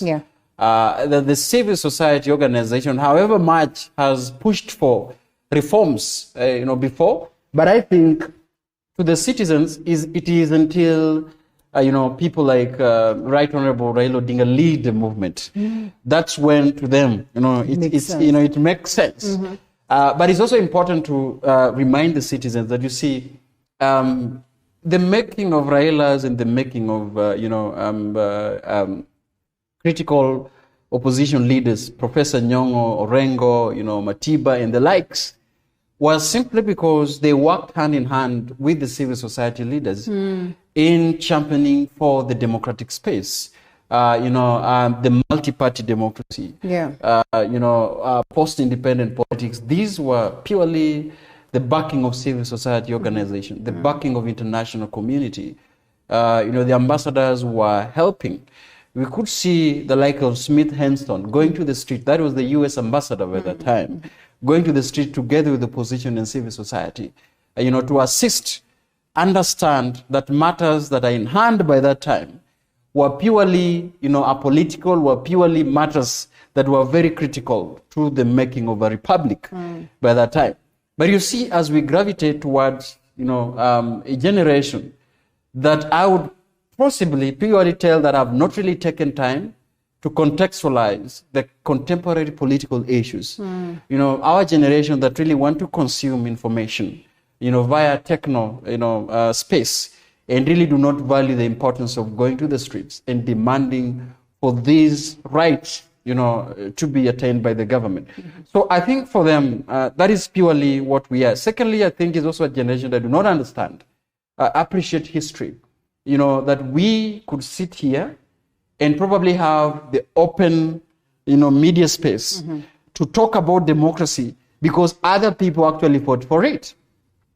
Linda, we really do not understand. You and I and Diana know very well that even for us to sit here and speak about free press and, free democratic space and call, government by name, it came at a very heavy price.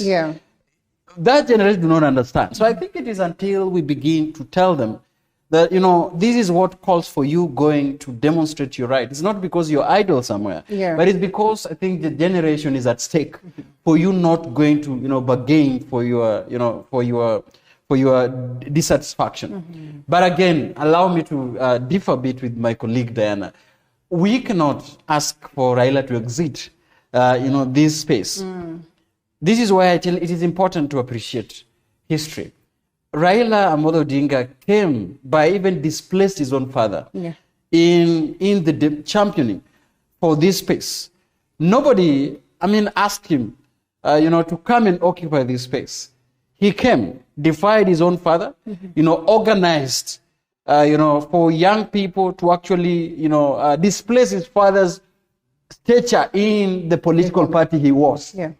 So that he would actually be hell-bent and say, it's time for this generation. He himself has created a space for himself by bearing a brand, by being jailed for trying to create for his own space in democratic space.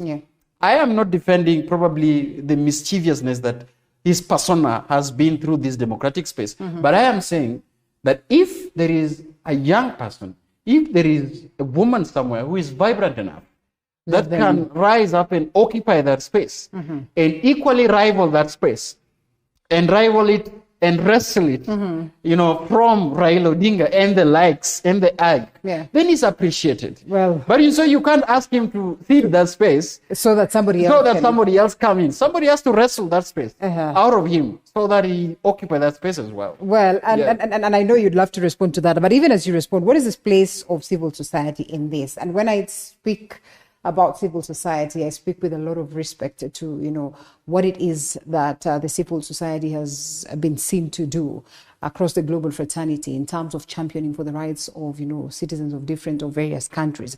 But equally, in that very same space, there are some of them who will pose as though they're civil society, philanthropists, donors, but then again, they help plunge a country into disaster.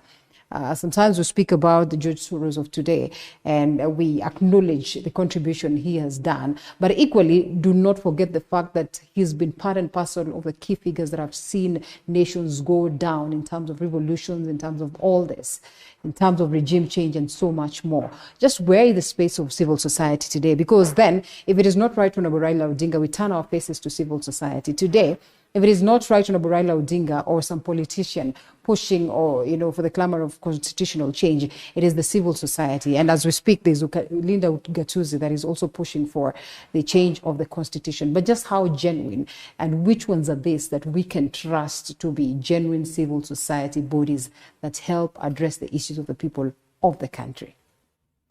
Thanks, Linda. And just to appreciate that, one, the democratic space has really shifted from what it was in before we even started our multi-party democracy, then the advent of multi-party democracy where you had multiple opposition leaders who helped to bring different voices. Civil society back then was very vibrant because everybody connected with the fact that we all need reforms. I think at that point, if we spoke about regime change, it would be celebrated. That regime needed to change for us to move in the democratic space that we are in right now. But organizing politically or in a civil way for the civil society under the Constitution 2010 has changed significantly. You find that one, and why I say Raila needs to exit, not with pain. It is, can you just rest, Baba? Gosh, you've done your bit. What makes you think he is tired? He says he's very vibrant and he's up to the court. And we all thought that finally, after this election, Baba is gone. But look at how he's metamorphosized. He came with a lot of stamina. He was a proper general. He's a marshal. Actually, I was hoping for more, honestly. But based on what Baba has been, Baba pumzika. You think he's going to wash out the glory that he's gained over time? He continues. No, like you've earned your strides. We will never forget you. Pumzika, Baba. When you emerge, we salute you. Don't even be around too much. You're too up there for you to be around. And to be honest, if Baba had won the 2022 election, you can be sure Dr. William Samoei Ruto would be on the street, would have given him a very good run for how he runs government. And I think it is the governor of Kisii, Simba Arati, who told the president, look, I know if you had won, you're a great mobilizer, you would have kept us busy. So allow us to keep you busy. So if you look at it, even the devolved system of government changes a number of things. You would have expected Anyang' Nyong'o, Orengo, Simba Arati himself used to run this town with demonstration, but he has a government to run. Mutula Kilonzo is on the other side. If you think about Wavinya, when land was being taken in Machakos, at that time she has to lead her people to defend that space. So the layers of spaces that we must be in and defend are numerous. Perhaps not for 2027. If Baba were to rest today, and I mean, we all know that he came in second after the president. Then what? Are you politely telling us that let's overlook even the aspect of the majority, and so it's going to be the government running the best in the best way they know how? No, and he exits at a different space. We are a presidential system of government. If the presidential system of government was to work properly in our democracy, it means all these things.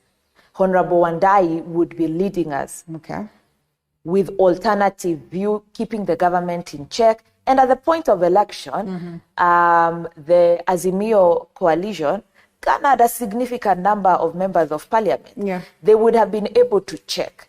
But because of how our power is constructed, if you're not at the presidency, or being listened to, you still imagine that you're not able to get the resources you need, the protection. So all these negotiations tend to move away from what the constitutional architecture is. And that right there is part of the problem.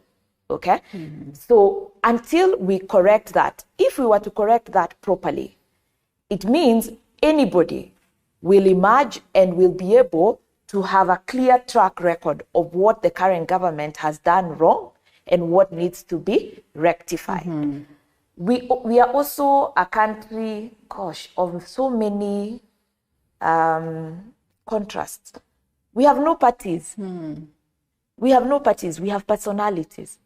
That is why if Baba exists, there's no Azimio. There's no Azimio. You think? Yes, he exists. There's no ODM. Guru has exited. There's no Jubilee. It is gone. Ruto exists. Gone. Ruto exists. I mean, Buddha is gone. What are you telling us? Because if Jeremiah Kioni is watching you today, he is wondering, why do you suppose there is no Jubilee? Are you overlooking all these people who are members of the Jubilee? Is it not there? Jeremiah Kioni, in all the recent dialogues that have been convened by civil society, he has to remind everybody, I am the leader of Jubilee. There is always an alternative leader who is presented. The bulk of members of parliament elected under Jubilee already went to State House and pledged their allegiance. And in a democratic space, you don't overlook that. That is why, even when UDM shifts gears to this side of UDA, it is a big deal because one person is crucial to, to the numbers. And that takes away from what the voting pattern, the interests that were exercised and the power that was exercised directly. When all that is renegotiated, it changes everything significantly. And these parties don't even negotiate with Jubilee. All they do not negotiate with UDA. They negotiate with the president directly. So we are supposed to be a devolved democracy, but power is so centralized, and everything that is being done, what was proposed with the handshake, the memo that went to parliament, everything is just to consolidate power. As that is happening, all those layers, I work in civil society, I wake up every day. We are not very many, and I am not sure, what do I speak to today? The media, the shooting, the cost of living, the taxes by the traders, the religious leaders who have now decided we are a praying country. What do I speak to? Climate change. So the issues are so many. And when after 2007, when there was a very strong push by civil society coming all the way from the 90s, since 2013, the bashing that has come to civil society has significantly weakened it. There are colleagues I have had who are like, no, this is depressing. I am done being defamed every day, being seen as a busybody, even by my own family, being targeted every single corner. So that group has given up. And it's interesting. The interesting bit is that everything that she's mentioned is actually captured in the papers this morning. Climate issues, cost of living. What else did you mention? Basically, everything is on the papers this day. And you do not know what to touch on and what not to. You end up saying, let's just focus on this matter of, the fact that we don't have demos, and before you know it, time is out. And a lot of issues come to the fore, of course, including that of the civil society and them giving up. But equally done, she speaks to the fact that, well, it is Honorable Wandai who would have spoken to some of these matters. We will come to that and see whether this bipartisan, so to speak, approach is helpful enough. But equally, this fact that politics is about persons, and I know there's something that you want to say. And for a moment, we ask ourselves, did the Deputy President know that this is what the President is going to say? This morning, I wake up to some tweet where what is it? Olekina anasema sasa I think I saw the tweet yesterday, probably prompting the DP to speak and to react to. I mean some of these things that happened before these agreements are so much complicated that they barely come to fore, especially late when citizens really know that, there were some negotiations. But like I've said, you could have seen that coming. I mean, there had been a push by the religious leaders. And we've seen a lot of religious leaders probably trying to bring political sanity. We had probably hoped to see civil society, in forefront, championing for sobriety. Or of course, I think this space was so much crowded by religious leaders, pushing them to understand the importance of, ceasing fire and coming to reason. Until last Friday, I think the Center for Multi-Party Democracy had actually, issued a press asking for soberness and, structured dialogue to be formed for us to solve this stalemate. But until then, I think the role the international community also played, that we are yet really to know how far. Whether the call from Washington came in yesterday, that really now pushed the two of them, which has been a traditional way of trying to push these leaders to speak. I mean, the Delaware senator was here, Chris Coons, who was being touted to lead through the handshake in 2018. He was here speaking to these leaders, and when probably he was not able to get a breakthrough, he might have reached out to other leaders. I am quite sure that some of these last-minute rushes, you could even see the press statements, that becoming a problem to the two leaders yesterday. All of them, both of them. In the beginning, they are not aware of whether to read what and what. So that could tell you exactly that there had been, some negotiation. But I agree with Diana that part of the reforms that we are supposed to be envisioning, which is really difficult for us, is to have political parties embodying, a free democratic space for people. We wish that parties deviate from being personalities, vehicles, people's property. And you could have seen, even the deputy president saying, you see, this Kenya Kwanza government is like a private, it's like a private property where if you don't have shares here, if you did not invest your own shares, you probably have to wait. A confirmation that, of course, these coalitions are people's vehicles to power. And when you are not really pushing for the interest of these leaders, then you are treated as a noisemaker somewhere. And to the disadvantage of young people and women who are actually trying to find political gravitas in these parties. I, however, wish that partly that conversation, because there's a lot of conversation items and agenda items in the dialogue. That cost of living, and IABC. I wish that these political leaders, and they would not allow it, that part of this conversation would be, that space is just trying to revitalize political parties as institutions where democracy and internal democracy could prevail. I wish that this could be part of for reforms that we could have envisioned. But again, Linda, I am confident to tell Kenyans that our situation is not rosy. Our situation is we are from just a summit for democracy in Zambia, where Kenya was discussed. And Kenya was discussed in the context of a progressive democracy, in the expense of other nations. I could tell you that South Africa, power is being switched off for people. And it's not because there is a power outrage, but I think because the government is using the excuses of shared loading to try to muzzle the democratic space in that country.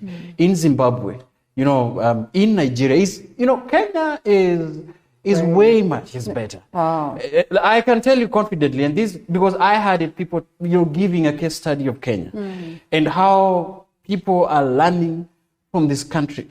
I mean, the Zambians are in this country trying to see how CDF works in their country. The CDF bill. For us, we are lamenting, why are these things not working here? But for them, they see that as a case study. I mean, Tanzanians were here in this space trying to learn from Kenya's Legislative Assembly. How is this working? Even our own colonizers are finding it difficult with the Westminster form of democratic space in their parliament. Yeah. But Kenyans are working. So I would really like to tell us that, part of this space that we are in, like I said before, that even France democracy that is over 500 years, they're still processing the streets. Ours is a young democracy, just 2010. We have a constitution, but we are still like growing steadily. Yeah. It's just to tell you that our situation is not really bad as people think. Okay. But of course we have this kind of deviations.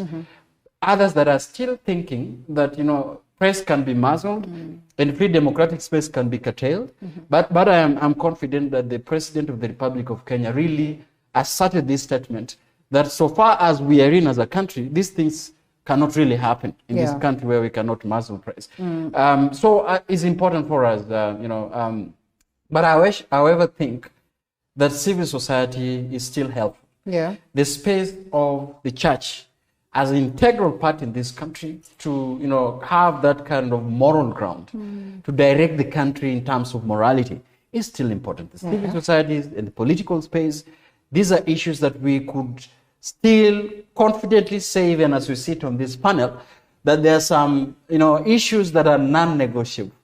Freedom of expression, non-negotiable, and also we need to call for obligations, because rights as well come with obligations. Citizens must be very responsive with their rights as well. And we'll expound some more on that conversation of the civil society as we come to speak to the media, and the fact that there was also that, release that there's going to be demos from the media fraternity. And I mean, upon that assurance by the president, most likely then this does not play out.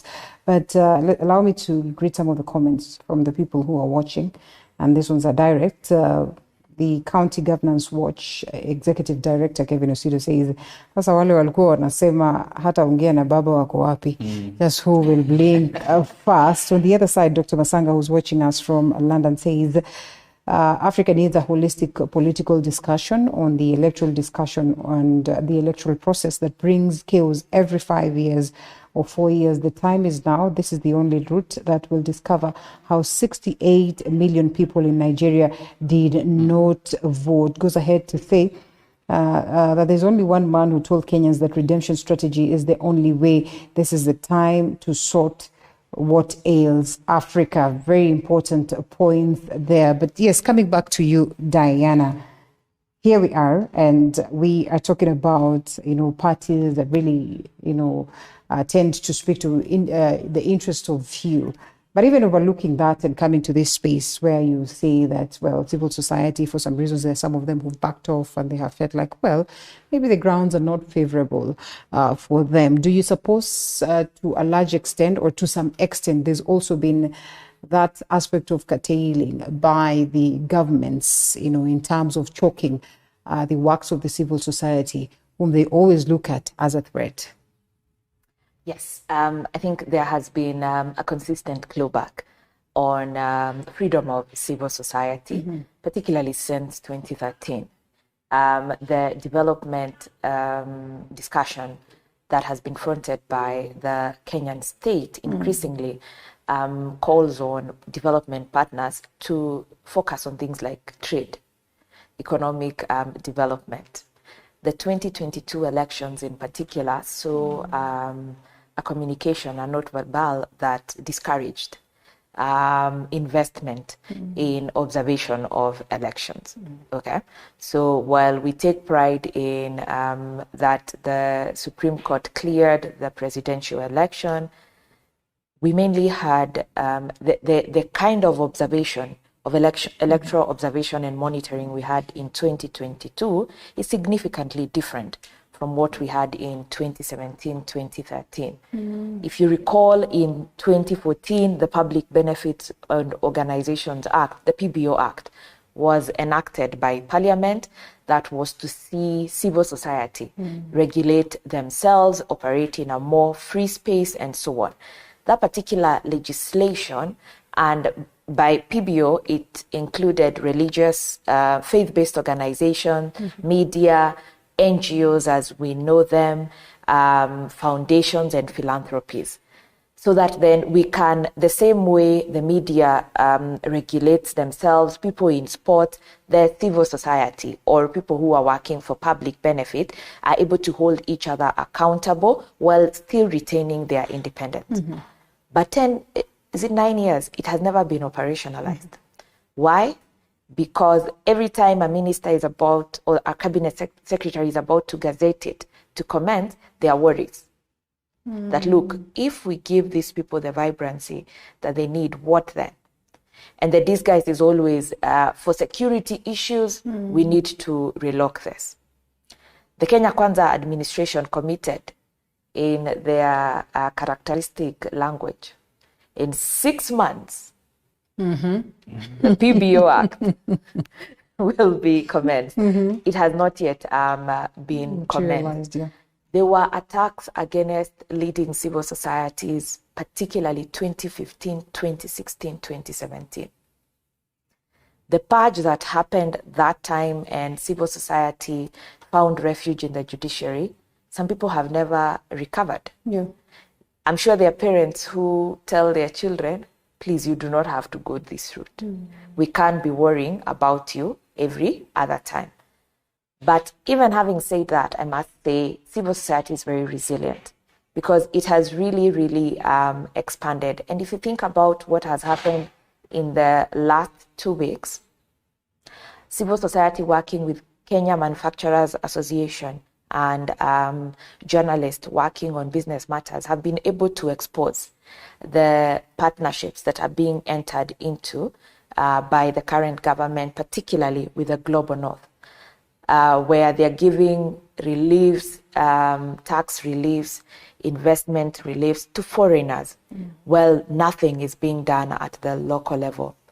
The appointment of the Chief Administrative Secretary has faced a lot of pushback from in court by the Law Society of Kenya and Katiba, while other civil society have held fort within the public space. The two, Azimio and Kenya Kwanza, both of them have been quiet around the issues or the issue of CAS, which is more political. The county level, and somebody from County Watch has spoken, the amount of oversight that is happening in that space, exposés that are being done, but you're not able to aggregate them on a daily basis. Far-flung places like Tana River, a CBO, a community-based organization, exposed that a hospital has no water, has not had water for the longest time. So I think within the expanded space, the digital era, civil society is reorganizing. As we grow as a democracy, and at some point we were named, we were given a title, we have moved to lower middle class or something like that. Yeah.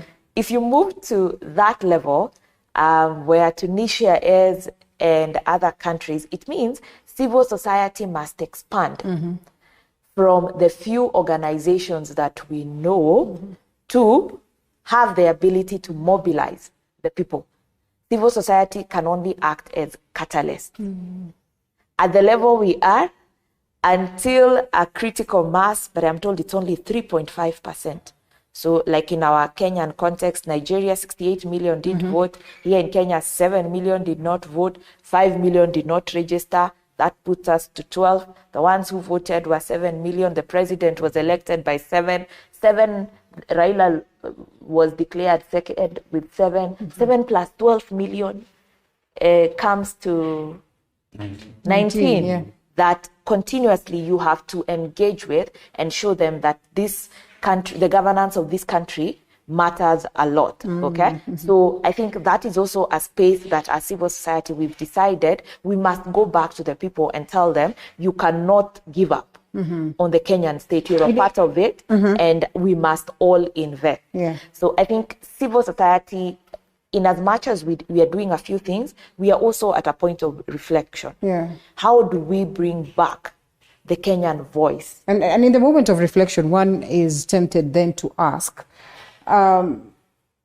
what really is this that the civil society could have done such that at some point then they become a target? And there's clear evidence on that. And I mean, I also remember there's a time that there was that purge where you say some of these entities should be closed down because they're not registered, or if registered, they are not legit in this case. Where do they get their funding and all these processes?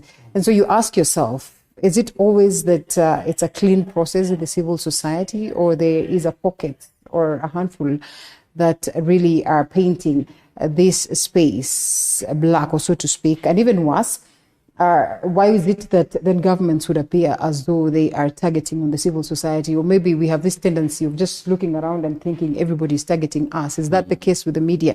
Is that the case with some other politicians who would look around and say, well, it's the government that is targeting us? And, all this hue and cry then gets us to spaces that are not so good.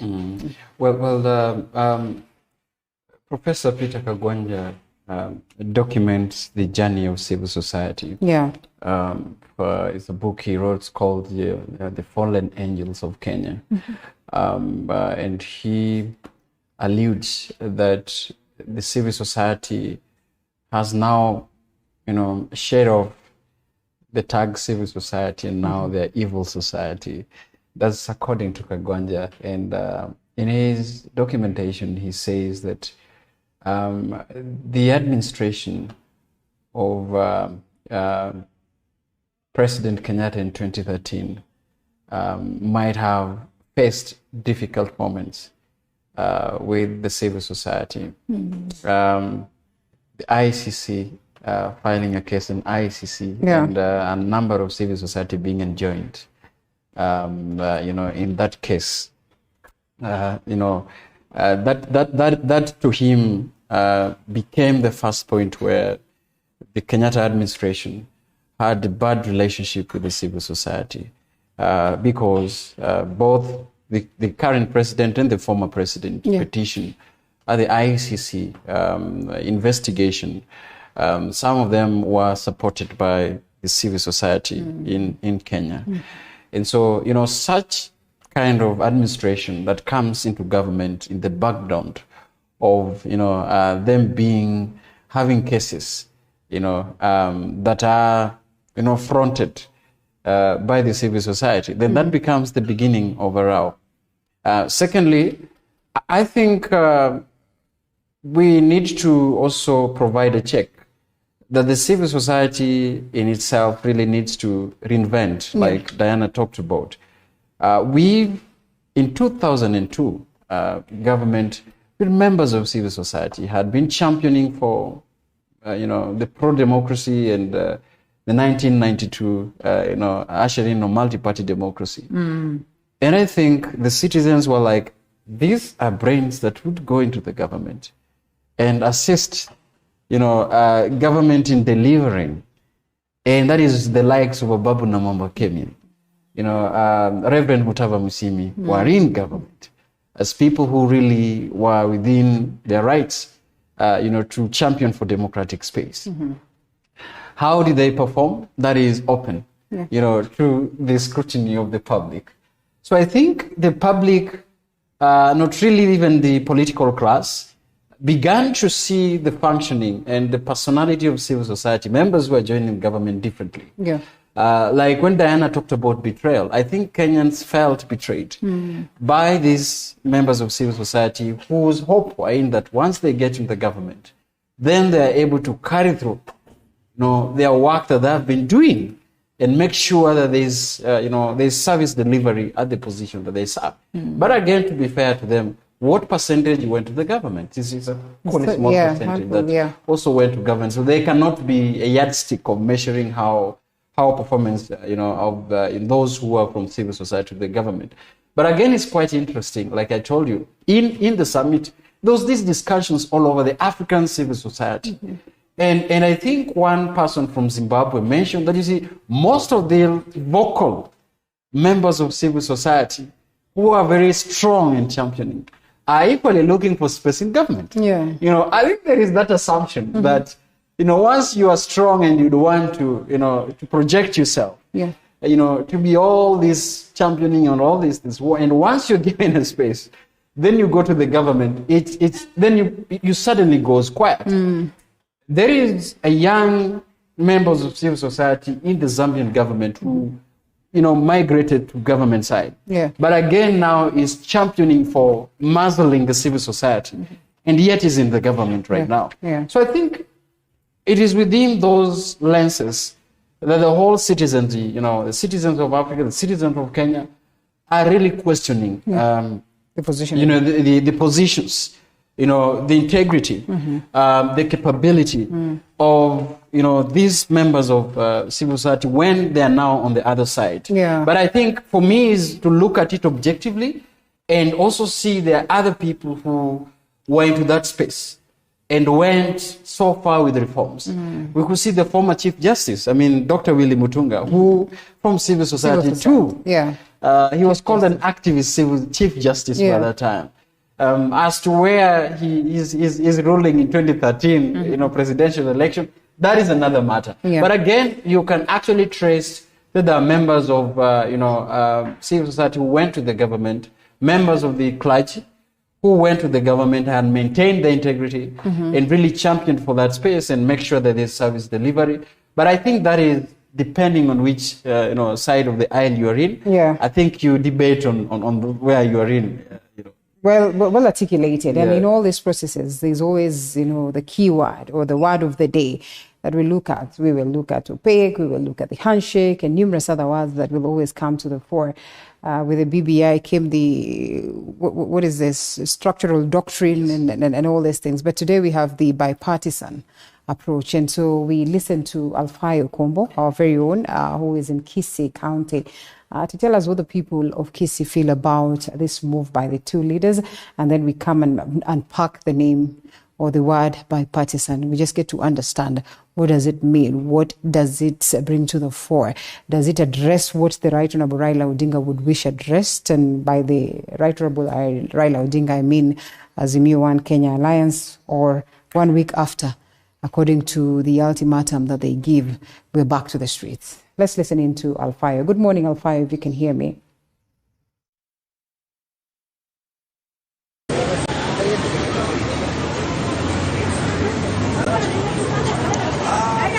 Yes, thank you very much, Linda. Lela, I can get you very well from these sides of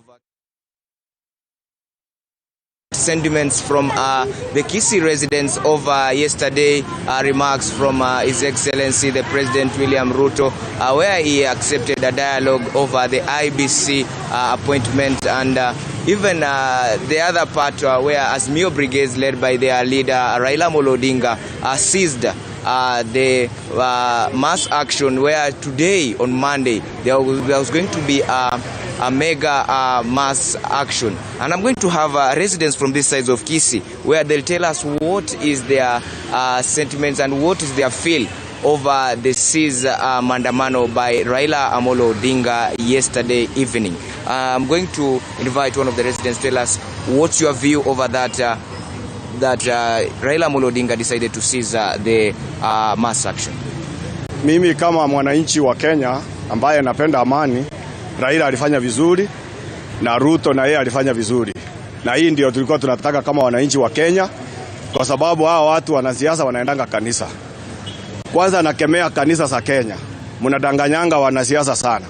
Leo siku ya leo ninawakemea kama mwananchi, kwa sababu hamuombi Mungu wa kweli. Kama mlikuwa mnaomba Mungu wa kweli, mngekuwa mnaambia Ruto ukweli na Raila mnawaambia ukweli. Siku ya leo hata ukisoma kitabu cha Waibrania 12:14 inasema make every effort to make peace with everybody. Kenya sisi wananchi tunataka peace. We want peace always. Tunataka amani. Sasa ndio nimeona serikali imepata sense ya wananchi. Sasa ndio imeamuka. Sasa hiyo ndio tunaunga mkono. Na Raila tunakuunga mkono.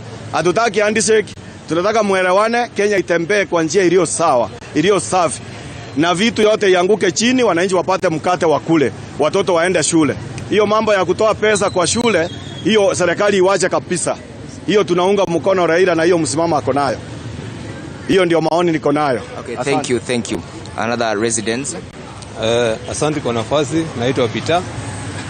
Nafurahia sana kwamba maandamano yalisisitishwa.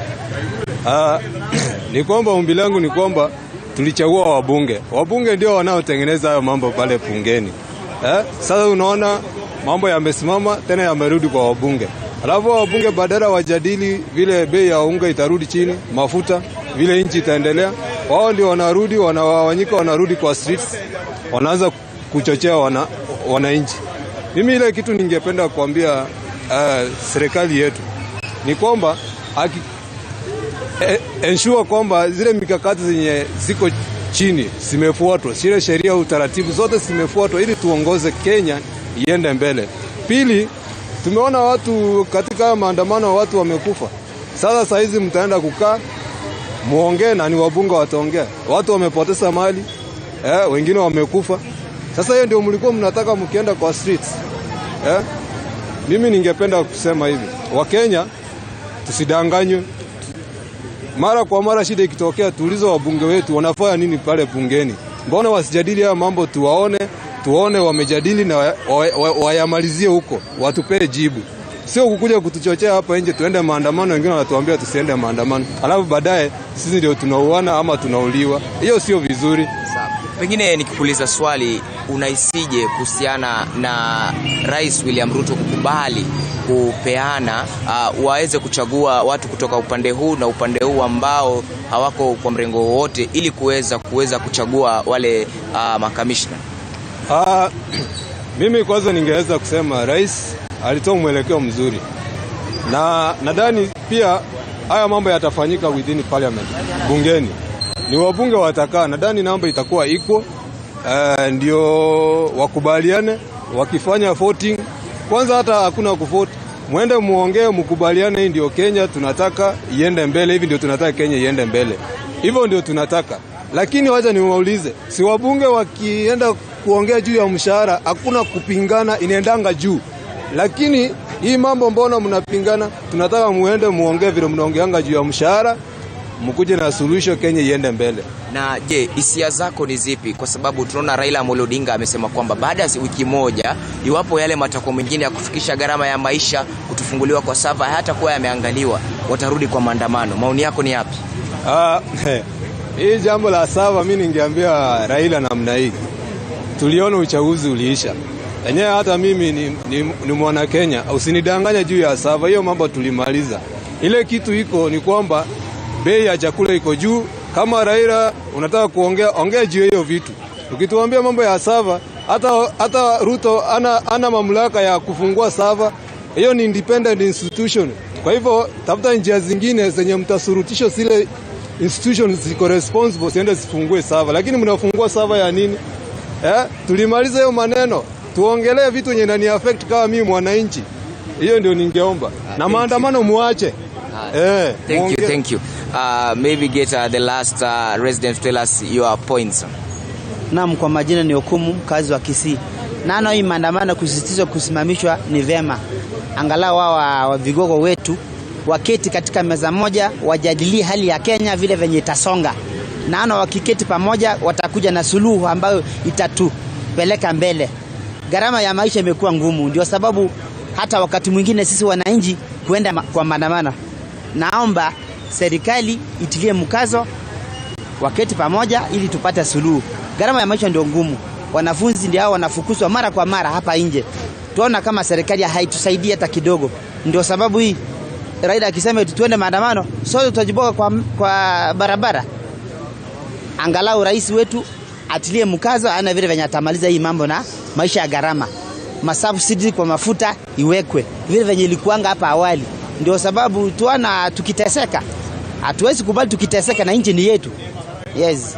Thank you very much, Linda Lela. If you have just heard the sentiments from the residents of Kisii town, they are just happy because the Raila Odinga and His Excellency the President Raila William Samoei Ruto have just accepted each party to have a dialogue in order to see where the country is moving forward.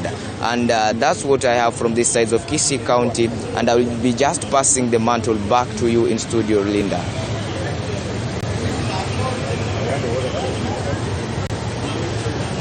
Thank you so much, Alfayo Kombo there, and as well getting the views of the people of Kenya as pertaining to this. A general feel of appreciation, because of the fact that we have these leaders softening their positions and are willing to get to a space of dialogue. But in this space of dialogue, the president is categorical. His proposal is a bipartisan approach. The events of yesterday, perhaps a classic example of what they say that one day in politics is like 100 years. So much changes just like that. And we ask ourselves, just what is this bipartisan approach? Perhaps what has existed in the Constitution, or as per the Constitution anyway, that some of these matters would best be addressed at the level of Parliament before we think of hitting the streets, before we think of so much. And we have constantly asked on this set, just where are the representatives of Azimio in Parliament to speak to these matters? Why have they not presented bills? Why have they not presented their concerns as pertaining to this? But it looks like finally we are getting into this space. But with some bit of, again, I'd call it reducible minimums or, condition that the Right Honourable Raila Odinga says that if this ceases to yield or fails to yield fruits at a certain period, then I'm afraid we are at liberty to go back to the streets. Just what is this bipartisan approach in your own opinion? Bipartisan approach. We are asking ourselves. Yeah, it's quite I don't know, an animal, a mongrel. I do not know what is a bipartisan approach to the conversation, and why bipartisan? Non-partisan, multi-partisan. Have we assumed that the only actors are Kenya Kwanza and Azimio? And if you think about it, this is mainly around the electoral justice question. The last time when the selection panel was left to the two coalitions, we got representatives that took us to where we are right now. 4 commissioners versus 3. Okay? And our democracy or our elections are so broad. The governors, the MCAs have been doing some analysis. I think Kisii has close to 5 independent MCAs running on an independent ticket. If you were to do the analysis of Kisii County Assembly alone, the majority party has like 9, the second one 8, 7. The democracy is so vibrant. All these people are part of their elections are also run by IEBC. Why are we still stuck at the presidency? And unfortunately, Linda, when I think about that bipartisan approach and so on, all I can think about is constitutional review. Everything about yesterday, the truce, the peace is welcome. Let us now, those of us who protest without there being violence, let us go and express ourselves, do petition, let members of parliament get back to parliament. But if you think about what is being mooted and fronted, is a constitutional review process. Because the presidential statement, after indicating, look, we are willing to listen to everybody who comes to us respectively. But if you recall, I already wrote to Parliament a memo on 4 critical areas of constitutional amendments that are needed. It feels like he's already leading us into what the committee needs to do. All these issues of electoral justice, can they find themselves within the other issues that I have fronted for constitutional amendments? Now, if you look at the constitutional amendments that were fronted by the president, I find them very, very interesting and fascinating. As TISA, for instance, the first one is CDF. CDF, Constituency Development Fund, where Supreme Court recently annulled a legislation, the CDF Act, but Parliament already has the National Government CDF Act, which is also in court already. And that litigation, when it started, it's what Dan was indicating, and even yourself, Linda, when people were agitating for accountability around ICC, it was spot on. We had the faces of victims, the wounds were fresh. Surely, if there's no justice here, then we need to get justice anywhere else.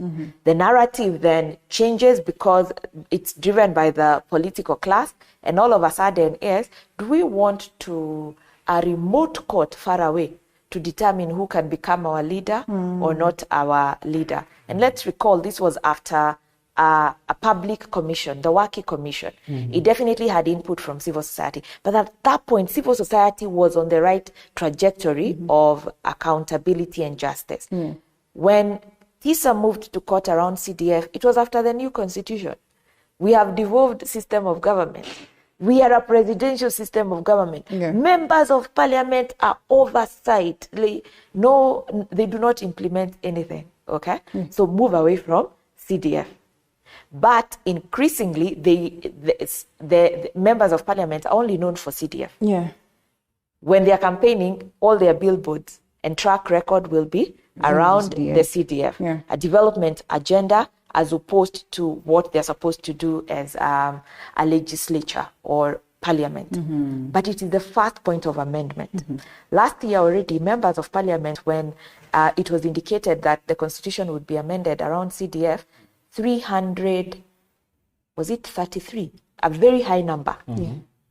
Already indicated we are ready and we are okay with a constitutional amendment. The second one is the two-third gender rule, something that Kenya has struggled with.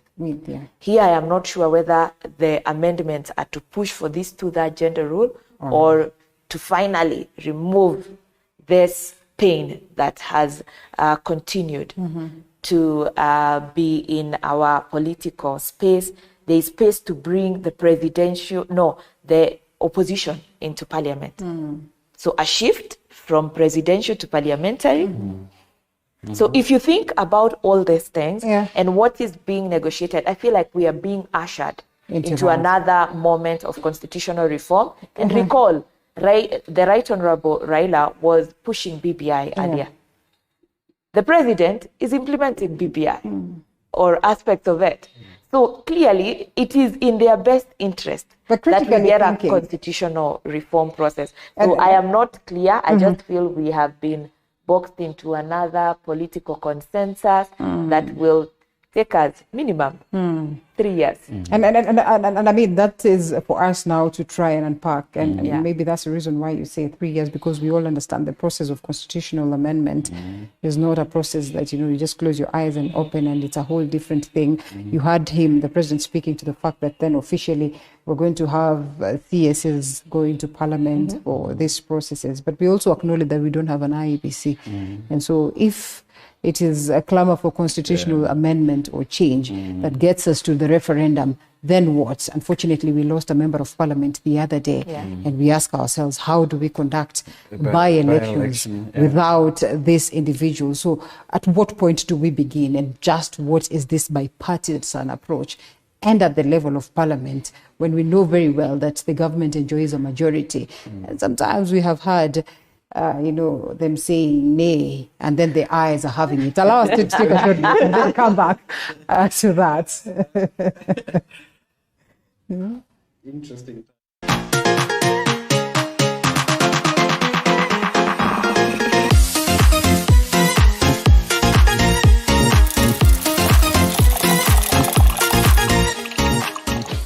You are watching TV 47, the home of untold stories.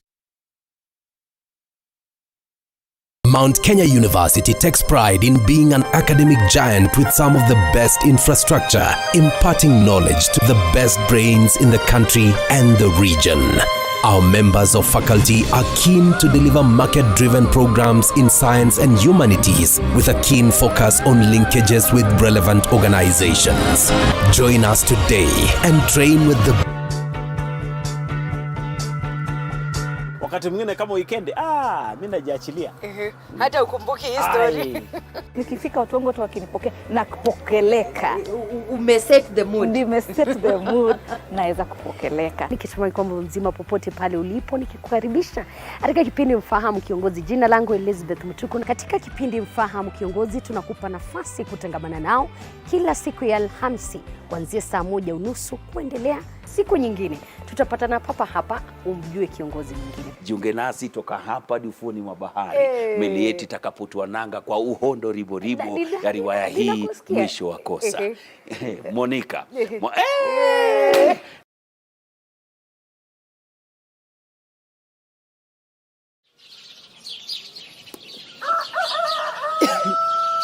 early morning in Maralal.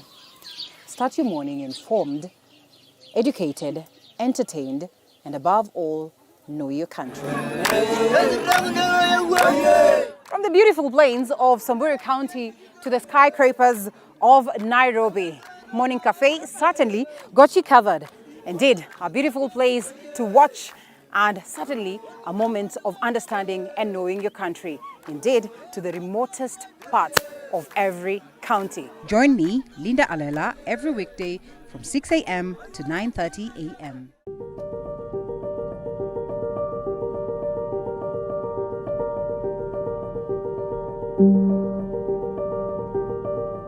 The diversity of Kenya's wildlife has garnered international fame.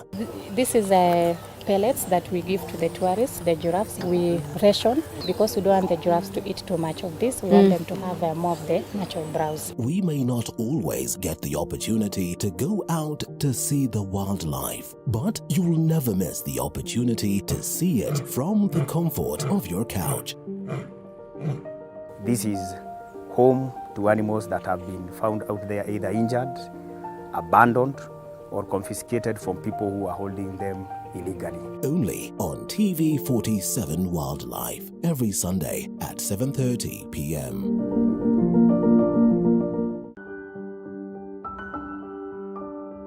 Disability is a club that anyone can join.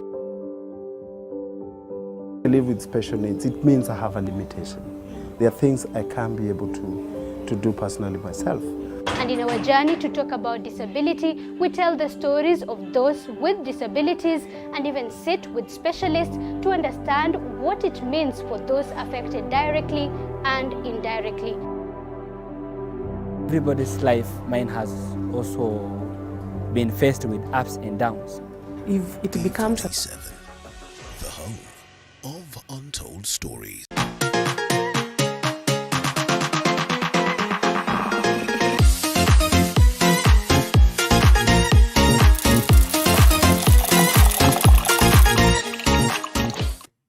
Welcome back to the broadcast. We have Diana and Daniel here as we unpack the events of yesterday as well, what is happening in the country. Diana says there's a lot on the tray to speak about and you do not know what to pick, what to drop, what is important, what is not.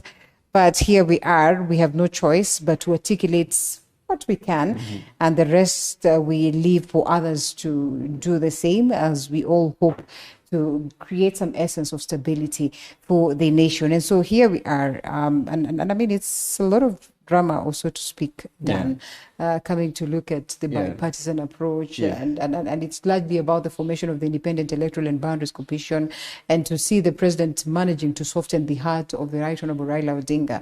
And we ask ourselves, what about the high cost of living? They try to brush around and you know, give us some, painkiller. Devil on the details. You know, I think from the dailies reason at last. Probably I don't know what there was resonating about. Yes. But it's quite clear that the two principals have agreed on the principles, and I agree with what Dana says, that there could be potentially a discussion around constitutional reform process, by and large, I foresee this taking place in the parliament. Of course, the constitution envisions that there's some amendments you can't really do through the parliament. That has to go through the people. Especially discussions around the national values, discussions around the form and structure of government. Discussion about some key critical elements of governance that cannot really pass through the parliament. That you have to take to a referendum. To the people. Initiated by someone who's not the president. Yes, At least that someone much, who's not the president. So I think they're also cognizant of the fact that, the initiation of an amendment. The president had, written to the speakers of the bicameral to ask them to have a conversation around the opposition, structured opposition that would sit in the parliament. But again, as that happened, remember by that time the question of the panel, what is the fate of the leader of majority and minority, in both National Assembly and the Senate? Because ideally, That should be their role. That's why there is a majority and a minority in both houses. But you ask clearly now, what becomes the fate of the selection panel? That is already there. Yeah. They have had few hearings, even on the weekend. They were working. They were consulting on the structure of the selection. Even on this weekend, by Saturday, I mean, there was a consultation. They have already told us the list of 820 something yes, people applicants were already applied. So what becomes their fate? Foreseeing a situation where their selection was constitutional, it was not bipartisan. And now here is a proposal on how that panel would be. In fact, the president said there's a reconstitutional of that panel, which means many, if not most of them, are going out of the panel. Yeah. And the proposal, what the two houses, what the two parties, what the factions will propose at their representatives at the panel will have their way. But remember, there are 7 members of this panel from the Public Service Committee and I think Public Service Commission and the Political Parties Liaison Committee and the Law Society of Kenya, Interreligious Council of Kenya, and all these forming 2 from these factions and others forming the 7. But now you're telling them that now this is a bipartisan process. So it really clearly spells doom on, are we in bipartisan process at the expense of a constitutional process? This needs to be discussed. And like my colleague Diana was talking about, could that actually steer towards a litigation process? That would actually go and halt the process as well. Yeah. Because one would run to court and say, this is a political process, not a legal process. Yeah. And what is the fate of that in the recruitment process of the commissioners, given the time limits that we have? In the background of, a boundaries review process that has not been, is about to be done by the independent election management body. Yeah. I think it's important that, this really needs to be, put into perspective as well. But of course, besides that, I want to understand, because now the Right Honorable Raila said they are not interested in having a structured opposition going into the parliament. Yeah. Have they ceded ground? Because now this is a proposal from the head of state, from the president. So Kenyans, I see opportunities. Civil society, there is an opportunity for critically, mobilizing the masses. Yeah. One is, again, what the civil society did in 2010, is to go to court to seek for interpretation about a process that is political and not legal.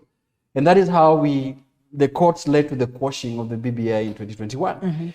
Equally, I foresee a situation here where the 2 political factions and principles will propose an amendment that is not constitutional, but political processes.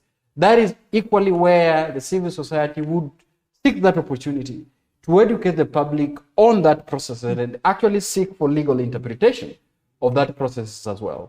Yeah. All right, so here we are, and Baba says, reinstate the Cherera 4, who we all know, 3 resigned. So how do we get them back and all this confusion? And like Dan highlights, what happens to the select committee that is up and running right now? Do they challenge this in court? And in the event that they challenge, then how far does it take this process? Yet we really know how dire we need the Independent Electoral and Boundaries Commission that constitutionally is allowed to carry the key processes of, electoral processes, for, so to speak. As it is, we'd say we have the Secretariat, but that one cannot take, people to a by-election. That one cannot take people to a process of making sure that we have a change or, an amendment of the Constitution if it requires for us to go to the people, and so much more.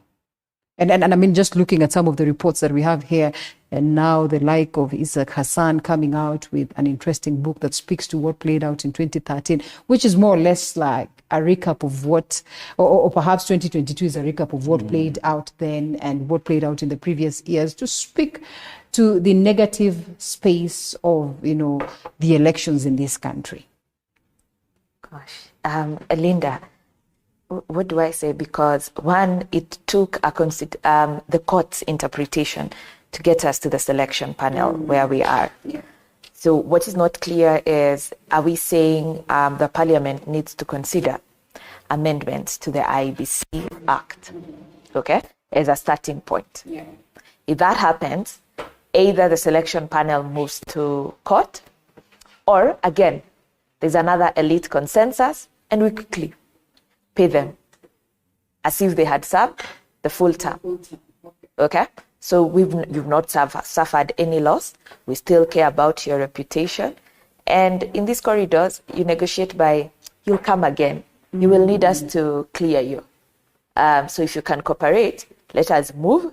And maybe one of you will actually come to show that there's continuity. We care about institutional memory. The names will be set aside for a period, and they're most probably what has happened in the past. There'll be a re-advertisement and merging. Or appointed. Yes, directly. By consensus, IPPG, a reform type of process. Yeah. Okay?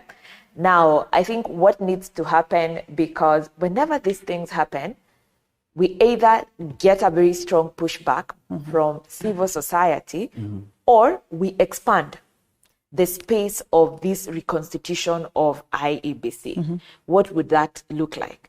Are we saying now, in addition to the Law Society of Kenya, we need techies? Is technology server? Are we saying that becomes a critical constituency? If the youth are this disenfranchised and disengaged, is it time to expand? The religious leaders, at a time when you have called ecumenical versus evangelical. I don't know, I'm told we're in a theocracy. And that's the worst place to be in. If you've read a bit of all this that is about, these formations and how they manage.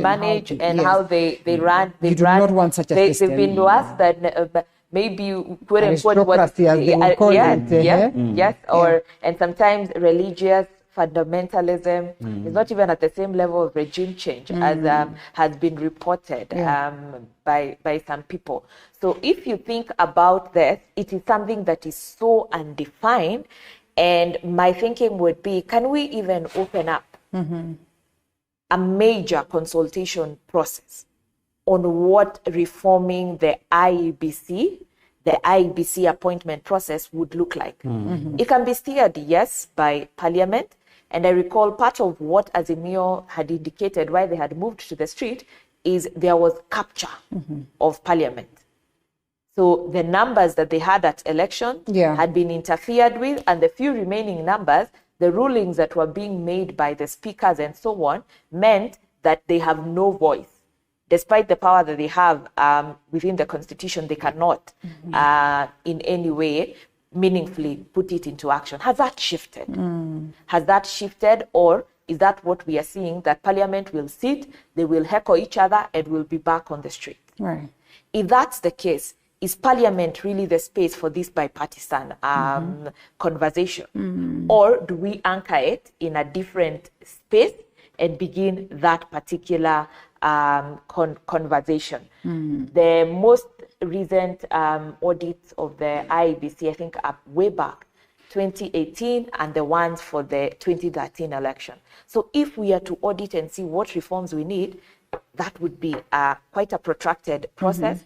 And for us to balance all the accusations and counter accusations by different parties, I don't know, there was even a proposal just before election that we are about to get an external party to come and steer the process. A UN-led mechanism, an AU-led mechanism. Is that where we are? But seeing the urgency that we must now take up in filling the IEBC, I don't know, is a selection panel that faulty that we cannot move with it? Okay, and think about selection processes.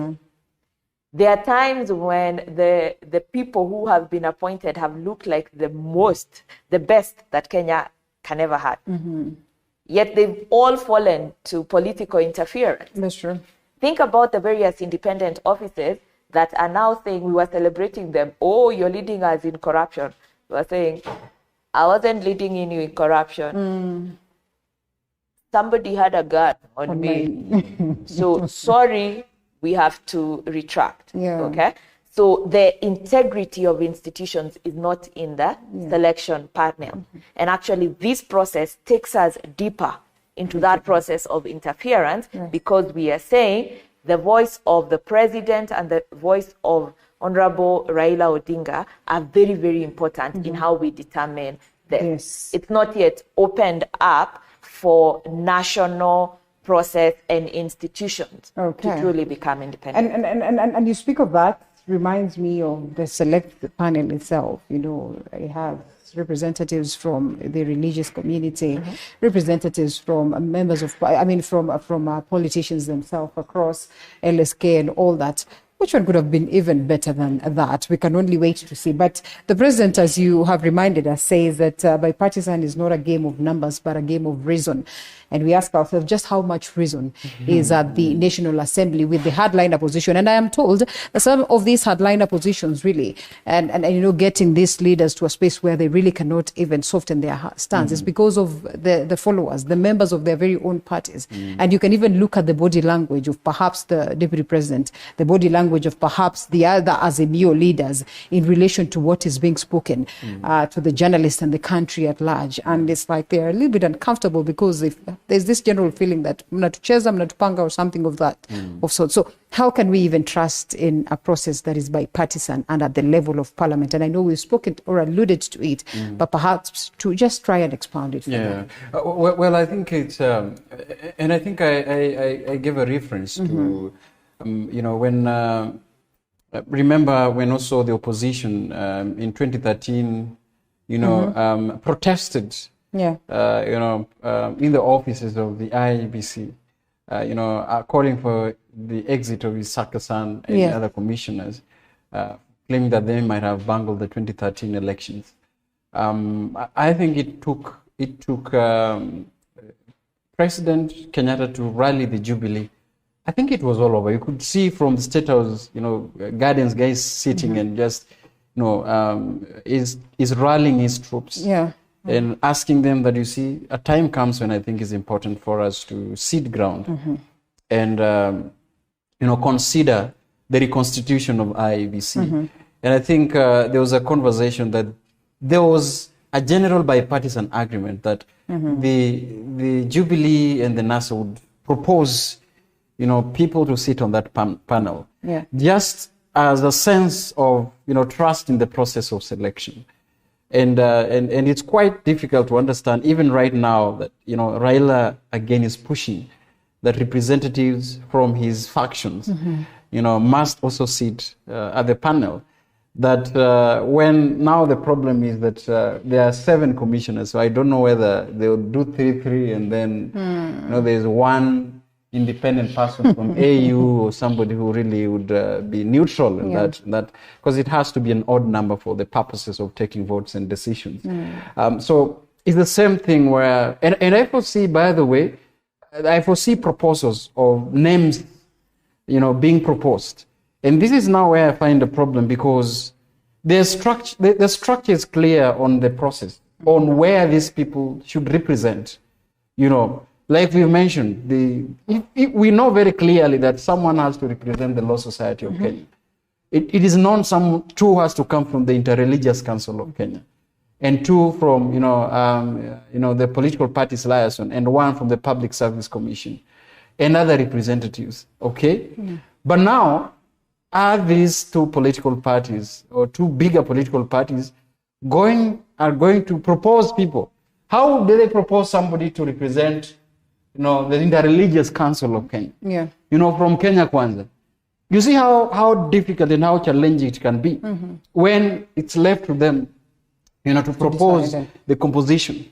Because that means that they would deal away with, the structure that is there from where these people are coming, which, again, I said, it's not constitutional. But again, anything that passes through the parliament, especially when there's a bipartisan agreement, and then it's about the people. It's in the interest of the people. It's about the interest, and especially I foresee a situation where, a day to the debate on this issue.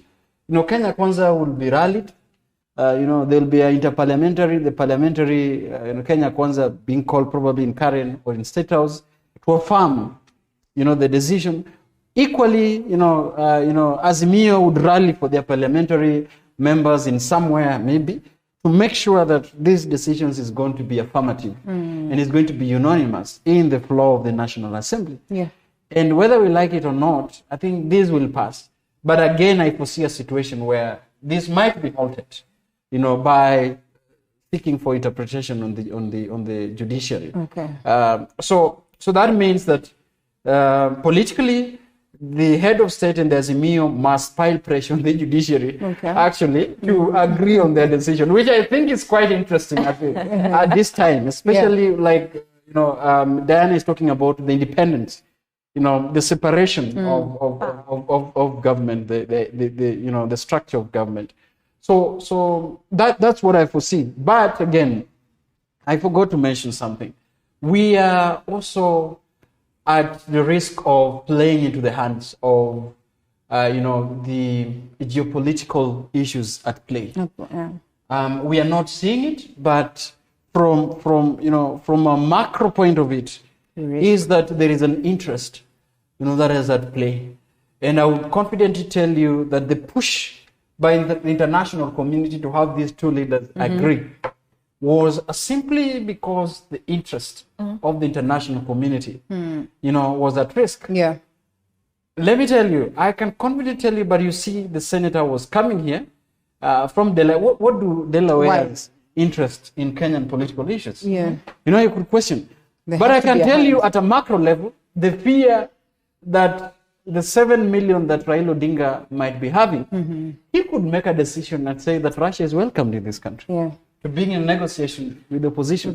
What could that have been? What could that spell for the United States? What could that spell with the European Commission and the European Union? What would that stake at the AU?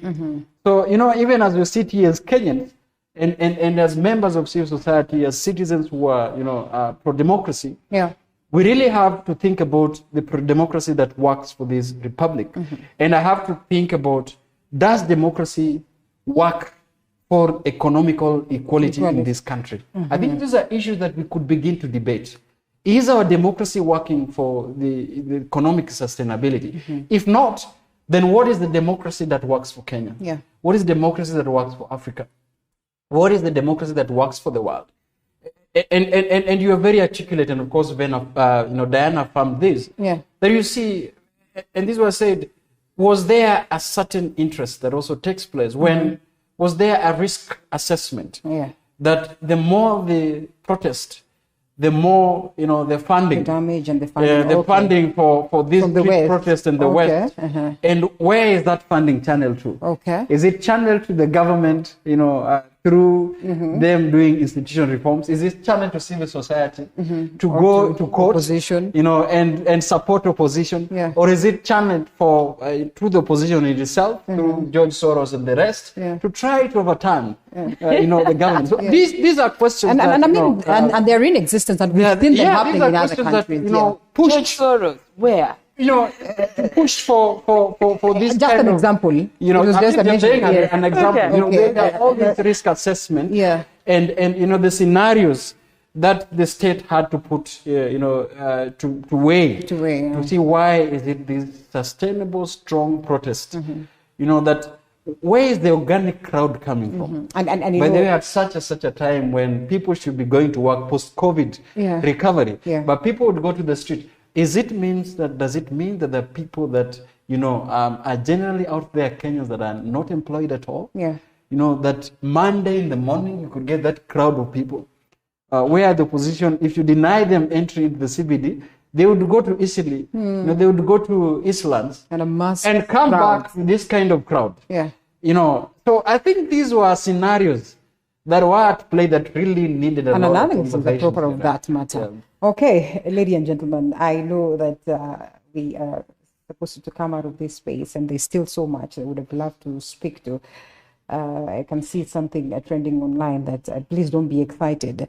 There's no handshake. That has to be clear. And I mean, this is the kind of hardline opposition that we speak to, that sometimes it's actually beyond the hands of these two leaders. But you see, in a second, they might not be handshake. Yes, but there's going to be something. You know, there will be something. This thing we call a mongrel or something, there could be something. That probably is not a handshake. But who tells them that probably over the night, these two leaders might not have handshaked?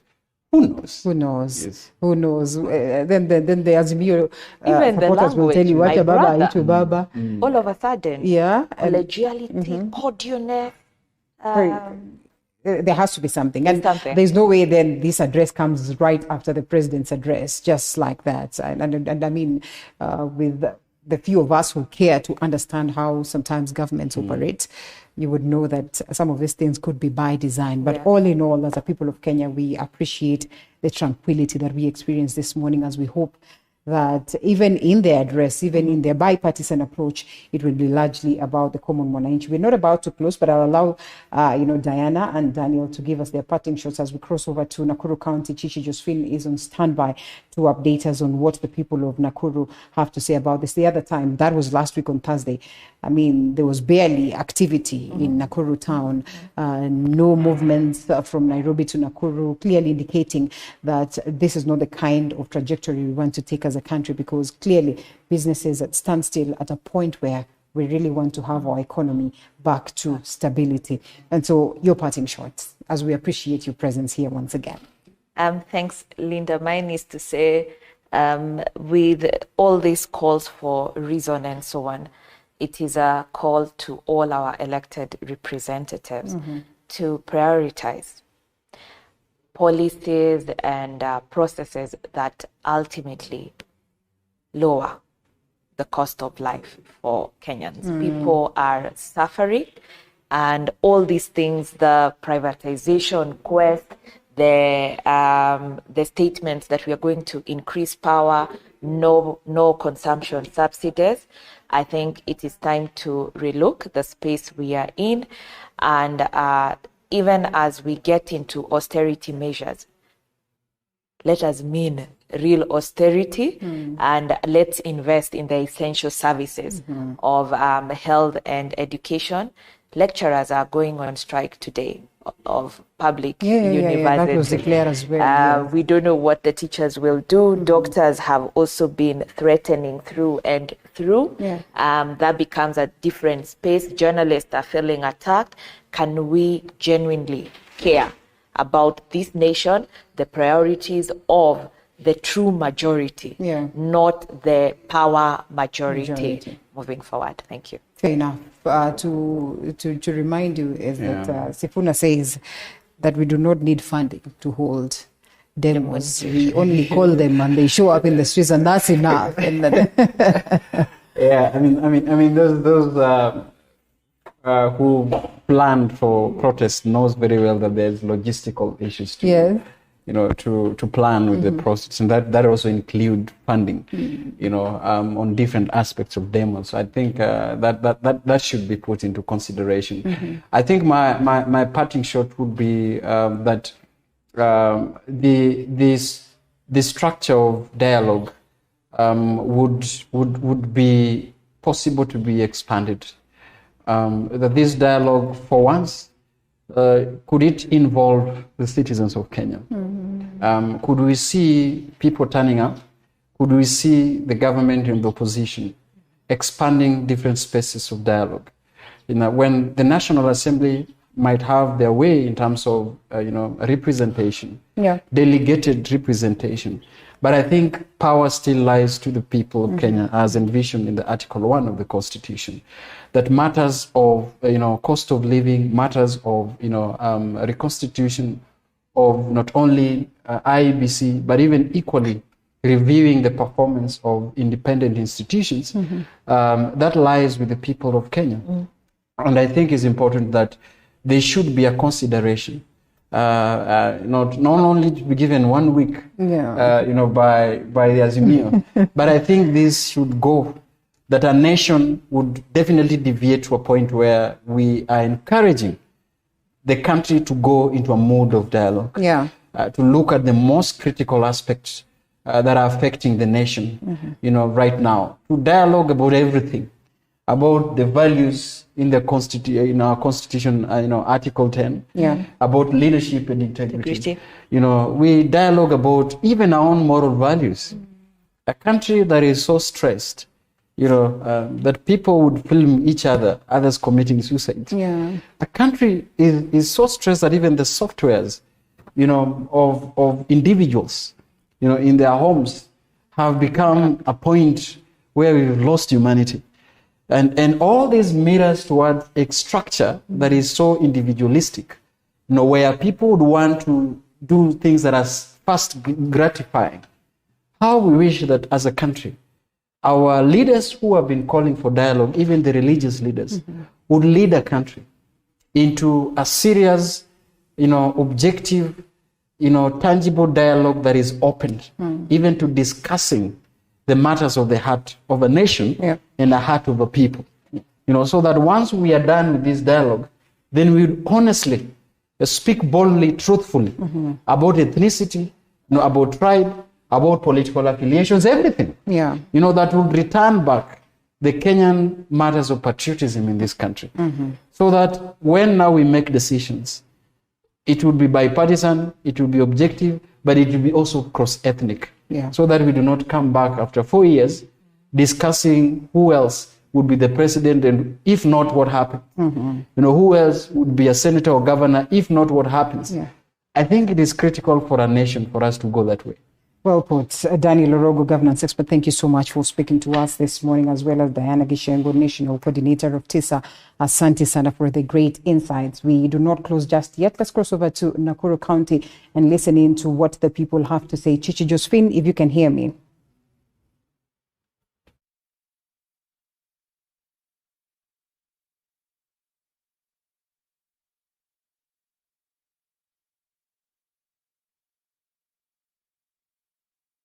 Coming live to you from Nakuru City, or the newest city in Kenya, that is Nakuru City. Remember, a majority of Kenyans consider yesterday Sunday as a peace Sunday following the event that, of course, saw President William Ruto, of course, handing, or rather bowing and extending the first olive branch to Raila Odinga and asking him to, of course, call off the demos, and saying he is open to review laws on selection of the next IEBC commissioners.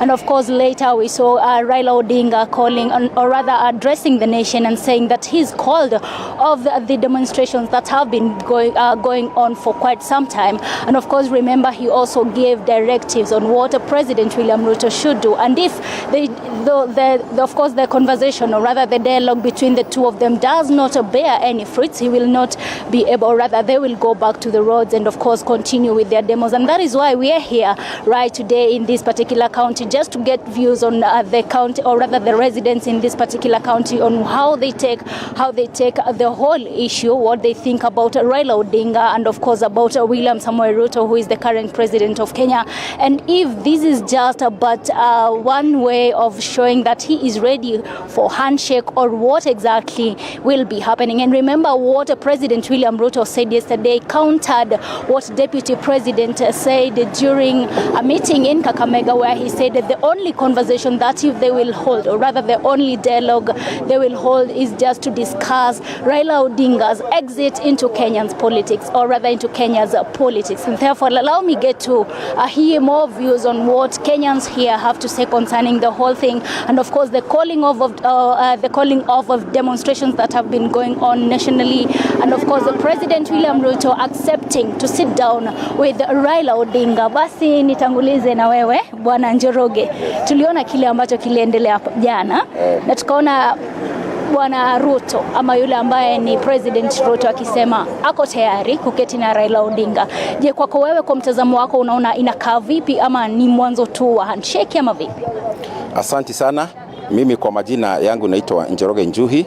Mimi ni mkaji wa Nakuru Town, na sisi ndio tumeweza kufanya mpaka town ikaweza kukua sawa. So tunashukuru Mungu kwa vile ambavyo tumeweza kutufikisha hapa.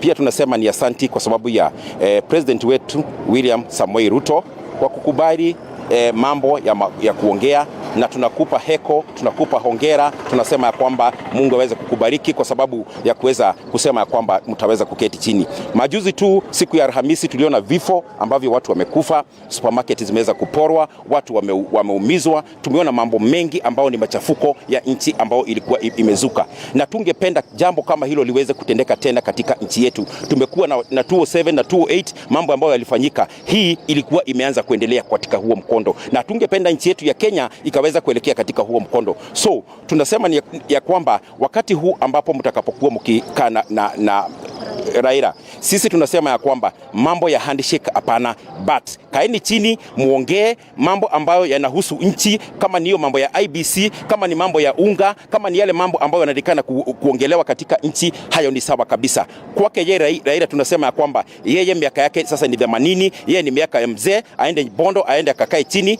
huko na wazee wale wengine, aweze kulisha mbuzi, angalia wajukuu na aweze kuishi maisha mazuri. Lakini serikali aachie Samuel Ruto wakiwa na Rigathi Gachagua waweze kuendesha, kwa sababu hawa ni watu wawili ambao ni wachanga, ambao wako na maono mazuri, maono ya kuweza kuendesha hii nchi yetu. Na kwa saizi tumeanza kuona unga ilikuwa 230, wakati huu tunaongea unga it's 170. So na unga unaendelea kabisa kuteremuka. So we are sure by the end of the year tutakuwa tukinunua unga mpaka shilingi 80 kwa kilo mbili. So haya ndio mambo ambayo tungependa nchi yetu iweze kuelekea. Na katika yale machafuko, hata kama maongezi wataketi chini waongee, tungeomba kuna wale ambao ni hardliners, tafadhali kwa wakati huu Wakenya wote saizi wako na kilio, kwa sababu kuna wale ambao waliharibiwa biashara zao. Right now as we are talking, hata kuweza kulipwa hata kama ni insurance ni ngumu sana. Wale ambao walikuwa wanafanya kazi pale Nairobi kwa wiki kama 2 hivi hawajaweza kuwa wakifanya kazi. So tungeomba pia kwa wale ambao wameweza kuharibiwa mali, serikali iweze kutafuta njia mwafaka ambao inaweza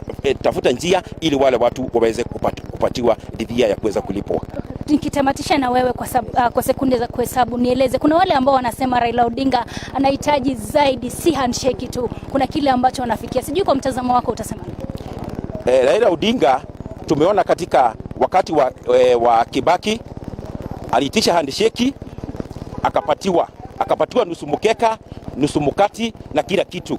Na baada ya kupatiwa kile ambacho alichopatiwa, alikuwa na watu mamilioni za watu kwa barabara. Wale watu ambao alikuwa nao mamilioni kwa barabara, baada ya kupatiwa nusu mkati na nusu mkeka, hata kurudi nyuma kuita wale watu ambao walikuwa naandamana awaulize, kwa sababu sasa nimepatiwa handshake na nimepatiwa kitu, nimerushiwa kitu kwa mdomo. Hakurudi kuambia kitu yote. Pia wakati wa Uhuru amepatiwa kitu, na baada ya kupatiwa kitu alienda kakaa chini, hakuita wale ambao walikuwa wanaandamana awaambie ya kwamba mimi nimepatiwa kitu, sasa niko na kitu kwa mfuko, sasa nyinyi msikuje. Hakuwarudishia mpaka shukrani. Wakati huu tunasema hakuna handshake. Samuel Ruto mkiwa na Rigathi Gachagua, kaa kidete, simama wima. Sisi tu wa Kenya zaidi ya milioni 40 tuko nyuma yenu, na tunawaombea heri kubwa katika nchi hii yetu, ili Mungu aweze kuwapatia nguvu, na katika nguvu muweze kufanyia nchi yetu kazi nzuri. Asanteni. Nisikie maoni ya wengine. Tafadhali wewe, na kuona unaendeleza biashara yako, kile ambacho kiliendelea hapo jana ukiwa kama mkazi wa Nakuru na mwanabiashara ambaye aliathirika pakubwa kuona kwamba maandamano yalikuwa yanaendelea. Ruto na Raila wameamua kuketi chini kuzungumza. Sijui wewe kwa mtazamo wako unaona vipi? Mimi kwa majina yangu naitwa Ishako, mfanyabiashara hapa Nakuru. Tulifurahia sana, mimi kwanza mwenyewe nikaona hiyo kitu inastahili. Juu ukiangalia upande wa biashara, economy ilikuwa si mzuri. Sasa kitu ambaye ningetaka kusema, ningetaka rais ambaye ni William Ruto wasisikie venye Wakenya wengine wanasema, wakiwa na baba wakae chini na Ruto waongelee kuhusu venye economy ya Kenya itakuwa mzuri, na kama ni hiyo handshake wakae chini vizuri, wasalimiane, wapatiane heshima. Hao wengine ambao walikuwa nasema sijui ati Ruto afai kuongea na Raila, waheshimu baba kwa sababu kazi yake ni mzuri, anatetea wananchi. Na pia wewe baba, tunakusihi ukiingia pale, hata kama utaona kando, pia ujue Wakenya wengi huko ground ambao walikuwa macho yako pia wanahitaji maisha mazuri. Kwa hivyo ungehitaji handshake. Handshake tunasema ishike makali kabisa, ndivyo Kenya yetu ikuwe na amani, Wakenya waweze kufanya kazi mzuri. Na hiyo handshake baba ajue huko ground mavijana, mamilioni ya mavijana wana kazi. Kwa hivyo atetee mavijana wapate kazi hapa Kenya, kazi mtaani rudishwe, na hiyo kazi ambayo president alisema ya kupanda miti, sasa kuna mvua, andike vijana wetu hapa Kenya, vijana ni wengi ambao wana kazi. Hiyo kitu ndio tunataka hiyo, hata kama ni handshake ikuwe si wao wawili, handshake ikuwe ni ya Wakenya wote, kukuwe hata hakuna opposition, lakini kazi iendelee. Si lazima kuwe na opposition, tunataka kazi iendelee, Kenya ikuwe moja, mambo ikuwe mzuri. Tunashukuru. Unaposema ati handshake ama opposition isikuwe, ni lazima ikuwe ili kuweza kushinikiza serikali. Lakini niambie kwa mtazamo wako, unaona ni nini hasa kilimpelekea Raila, yule ambaye ni Rais William Ruto kutaka kuketi chini na Raila Odinga? Kulingana na maoni yangu, niliona president mwenyewe aliona hata kama ataongoza nchi, pia majority walikuwa upande wa opposition, na akaona hiyo kitu inaweza fanya hata Kenya ambaye anaongoza haiwezi kuwa Kenya ambaye inaleta picha mzuri. Sasa yeye akafanya venye Uhuru alifanya, ndivyo kukakuwa na amani na maendeleo ikakuwa inawezekana. Tukaona barabara zilijengwa, stima ikawekwa, watu wakahudumiwa na njia kubwa. Isipokuwa kuna watu ambao waliona kama kukwenda mzuri, na watu ambao waliona kama kukwenda mzuri ni watu ambao wanataka wapelekewe unga kwa maboma zao, na hiyo haiwezekani. Sasa kwa hivyo ile kitu ambayo iko handshake hiyo tunaipongeza, wafanye kazi mzuri na wakumbuke mahasura huku chini hakuna makazi. Shukran. Dadangu, sijui wewe kwa maoni yako unaona vipi kuhusiana na kuketi chini kwa Raila Odinga na William Ruto? Majina yangu naitwa Angelia, mfanyabiashara hapa Nakuru town. Yangu ningesema ya kwamba mimi ningeona rais wetu amechukua hatua mzuri, because wakati Kenya tunapigana, hakuna amani, biashara inazorota na watu wengi wamepoteza uhai. Tumeona mapolisi wetu wakipigwa na mawe, wengi hata niliona mmoja alikufa. So that amechukua hatua ambayo iliyofaa kuchukua wakati wa kukaa chini na huyu kinala wa upinzani wa Azimio kuweza kukaa chini ili waweze kuongelea kupata amani kwa Kenya. Lakini jambo moja ningeweza kuomba, Raila wakati mwingine aliweza kupewa handshake na president wetu Uhuru Kenyatta ambaye ameondoka, na akampa nafasi ya kuwa nafasi ya serikali. Lakini Raila hakuna kitu amechange wakati aliingia kwa serikali, na hata maisha yetu imekuwa ngumu kama wakati alikuwa ndani ya serikali. Ningeweza kuomba rais wetu President Samuel Ruto aziweze kukubali kuja na mkate wakati atakuja kuongea, waongee mambo ya uchumi, waweze kuongea mambo ya wananchi ambao amani itakuwa kwa Kenya, lakini wasiongelee kugawa serikali, because kama angekuwa mtu mzuri maisha yetu ingekuwa chini. Alikuwa kwa serikali miaka 5 na bado maisha yetu wakitoka kwa serikali unga ilikuwa inatoka 280. So hakuna jambo atafanya saa hii aweze kuteremsha maisha yetu, na akiingia kwa serikali ataweza kurelax na aweze kusahau na wananchi. Wakati walisalimiana na kiongozi wa nchi, yeye aliweza kutulia, hakuna jambo lolote aliweza kuongelea juu ya wananchi. So hata saa hii tungeomba jeshi letu DGG au Dejenyoro waweze kusimama kinala, wasimpatie nusu mkate, kwa sababu hatuoni faida ya kumpatia nusu mkate. Na unaona ni nini hasa kilimpelekea Rais William Ruto kuweza kuzungumza ama kukubali mazungumzo kati yake na Raila Odinga? Kinyi najua kwa President Ruto ni mtu mpenda amani, apendi furugu kwa nchi, anapenda wananchi. So angependa Kenya iendelee kupigana ama tuwe na mzozo katika nchi, ama biashara zetu ziendelee kuporwa na tena kupoteza hata uhai ya watu wengi. So that means angependa kutafuta amani, ndio maana akamuita huu kinara wa Azimio ili waweze kuongea na kujadiliana vile amani itakuwa ndani ya Kenya. Shukrani. Nisikie kauli ya mwingine. Wewe kwa mtazamo wako unaona kilichoendelea hapo jana unakichukulia vipi? Kitu ya kwanza ni kurudishia president wetu shukrani kwa kuwa aliita Raila Odinga wakae chini waongee. Lakini sasa venye tungefanya, venye tungetaka, huyu mtu anaitwa Raila, kila miaka tano tunachaguana, na kisha tukishachaguana akishindwa akubali ameshindwa, ukishindwa kubali enda nyumbani. Si sayote kushinda ukifuata serikali kuipeleka hivi, kuipeleka kombo. Hapo bado ndio unaenda hivi, unaumiza watu kwa mabiashara yao, unaumiza watu, wengine wamekufa, wengine wanaumia miguu.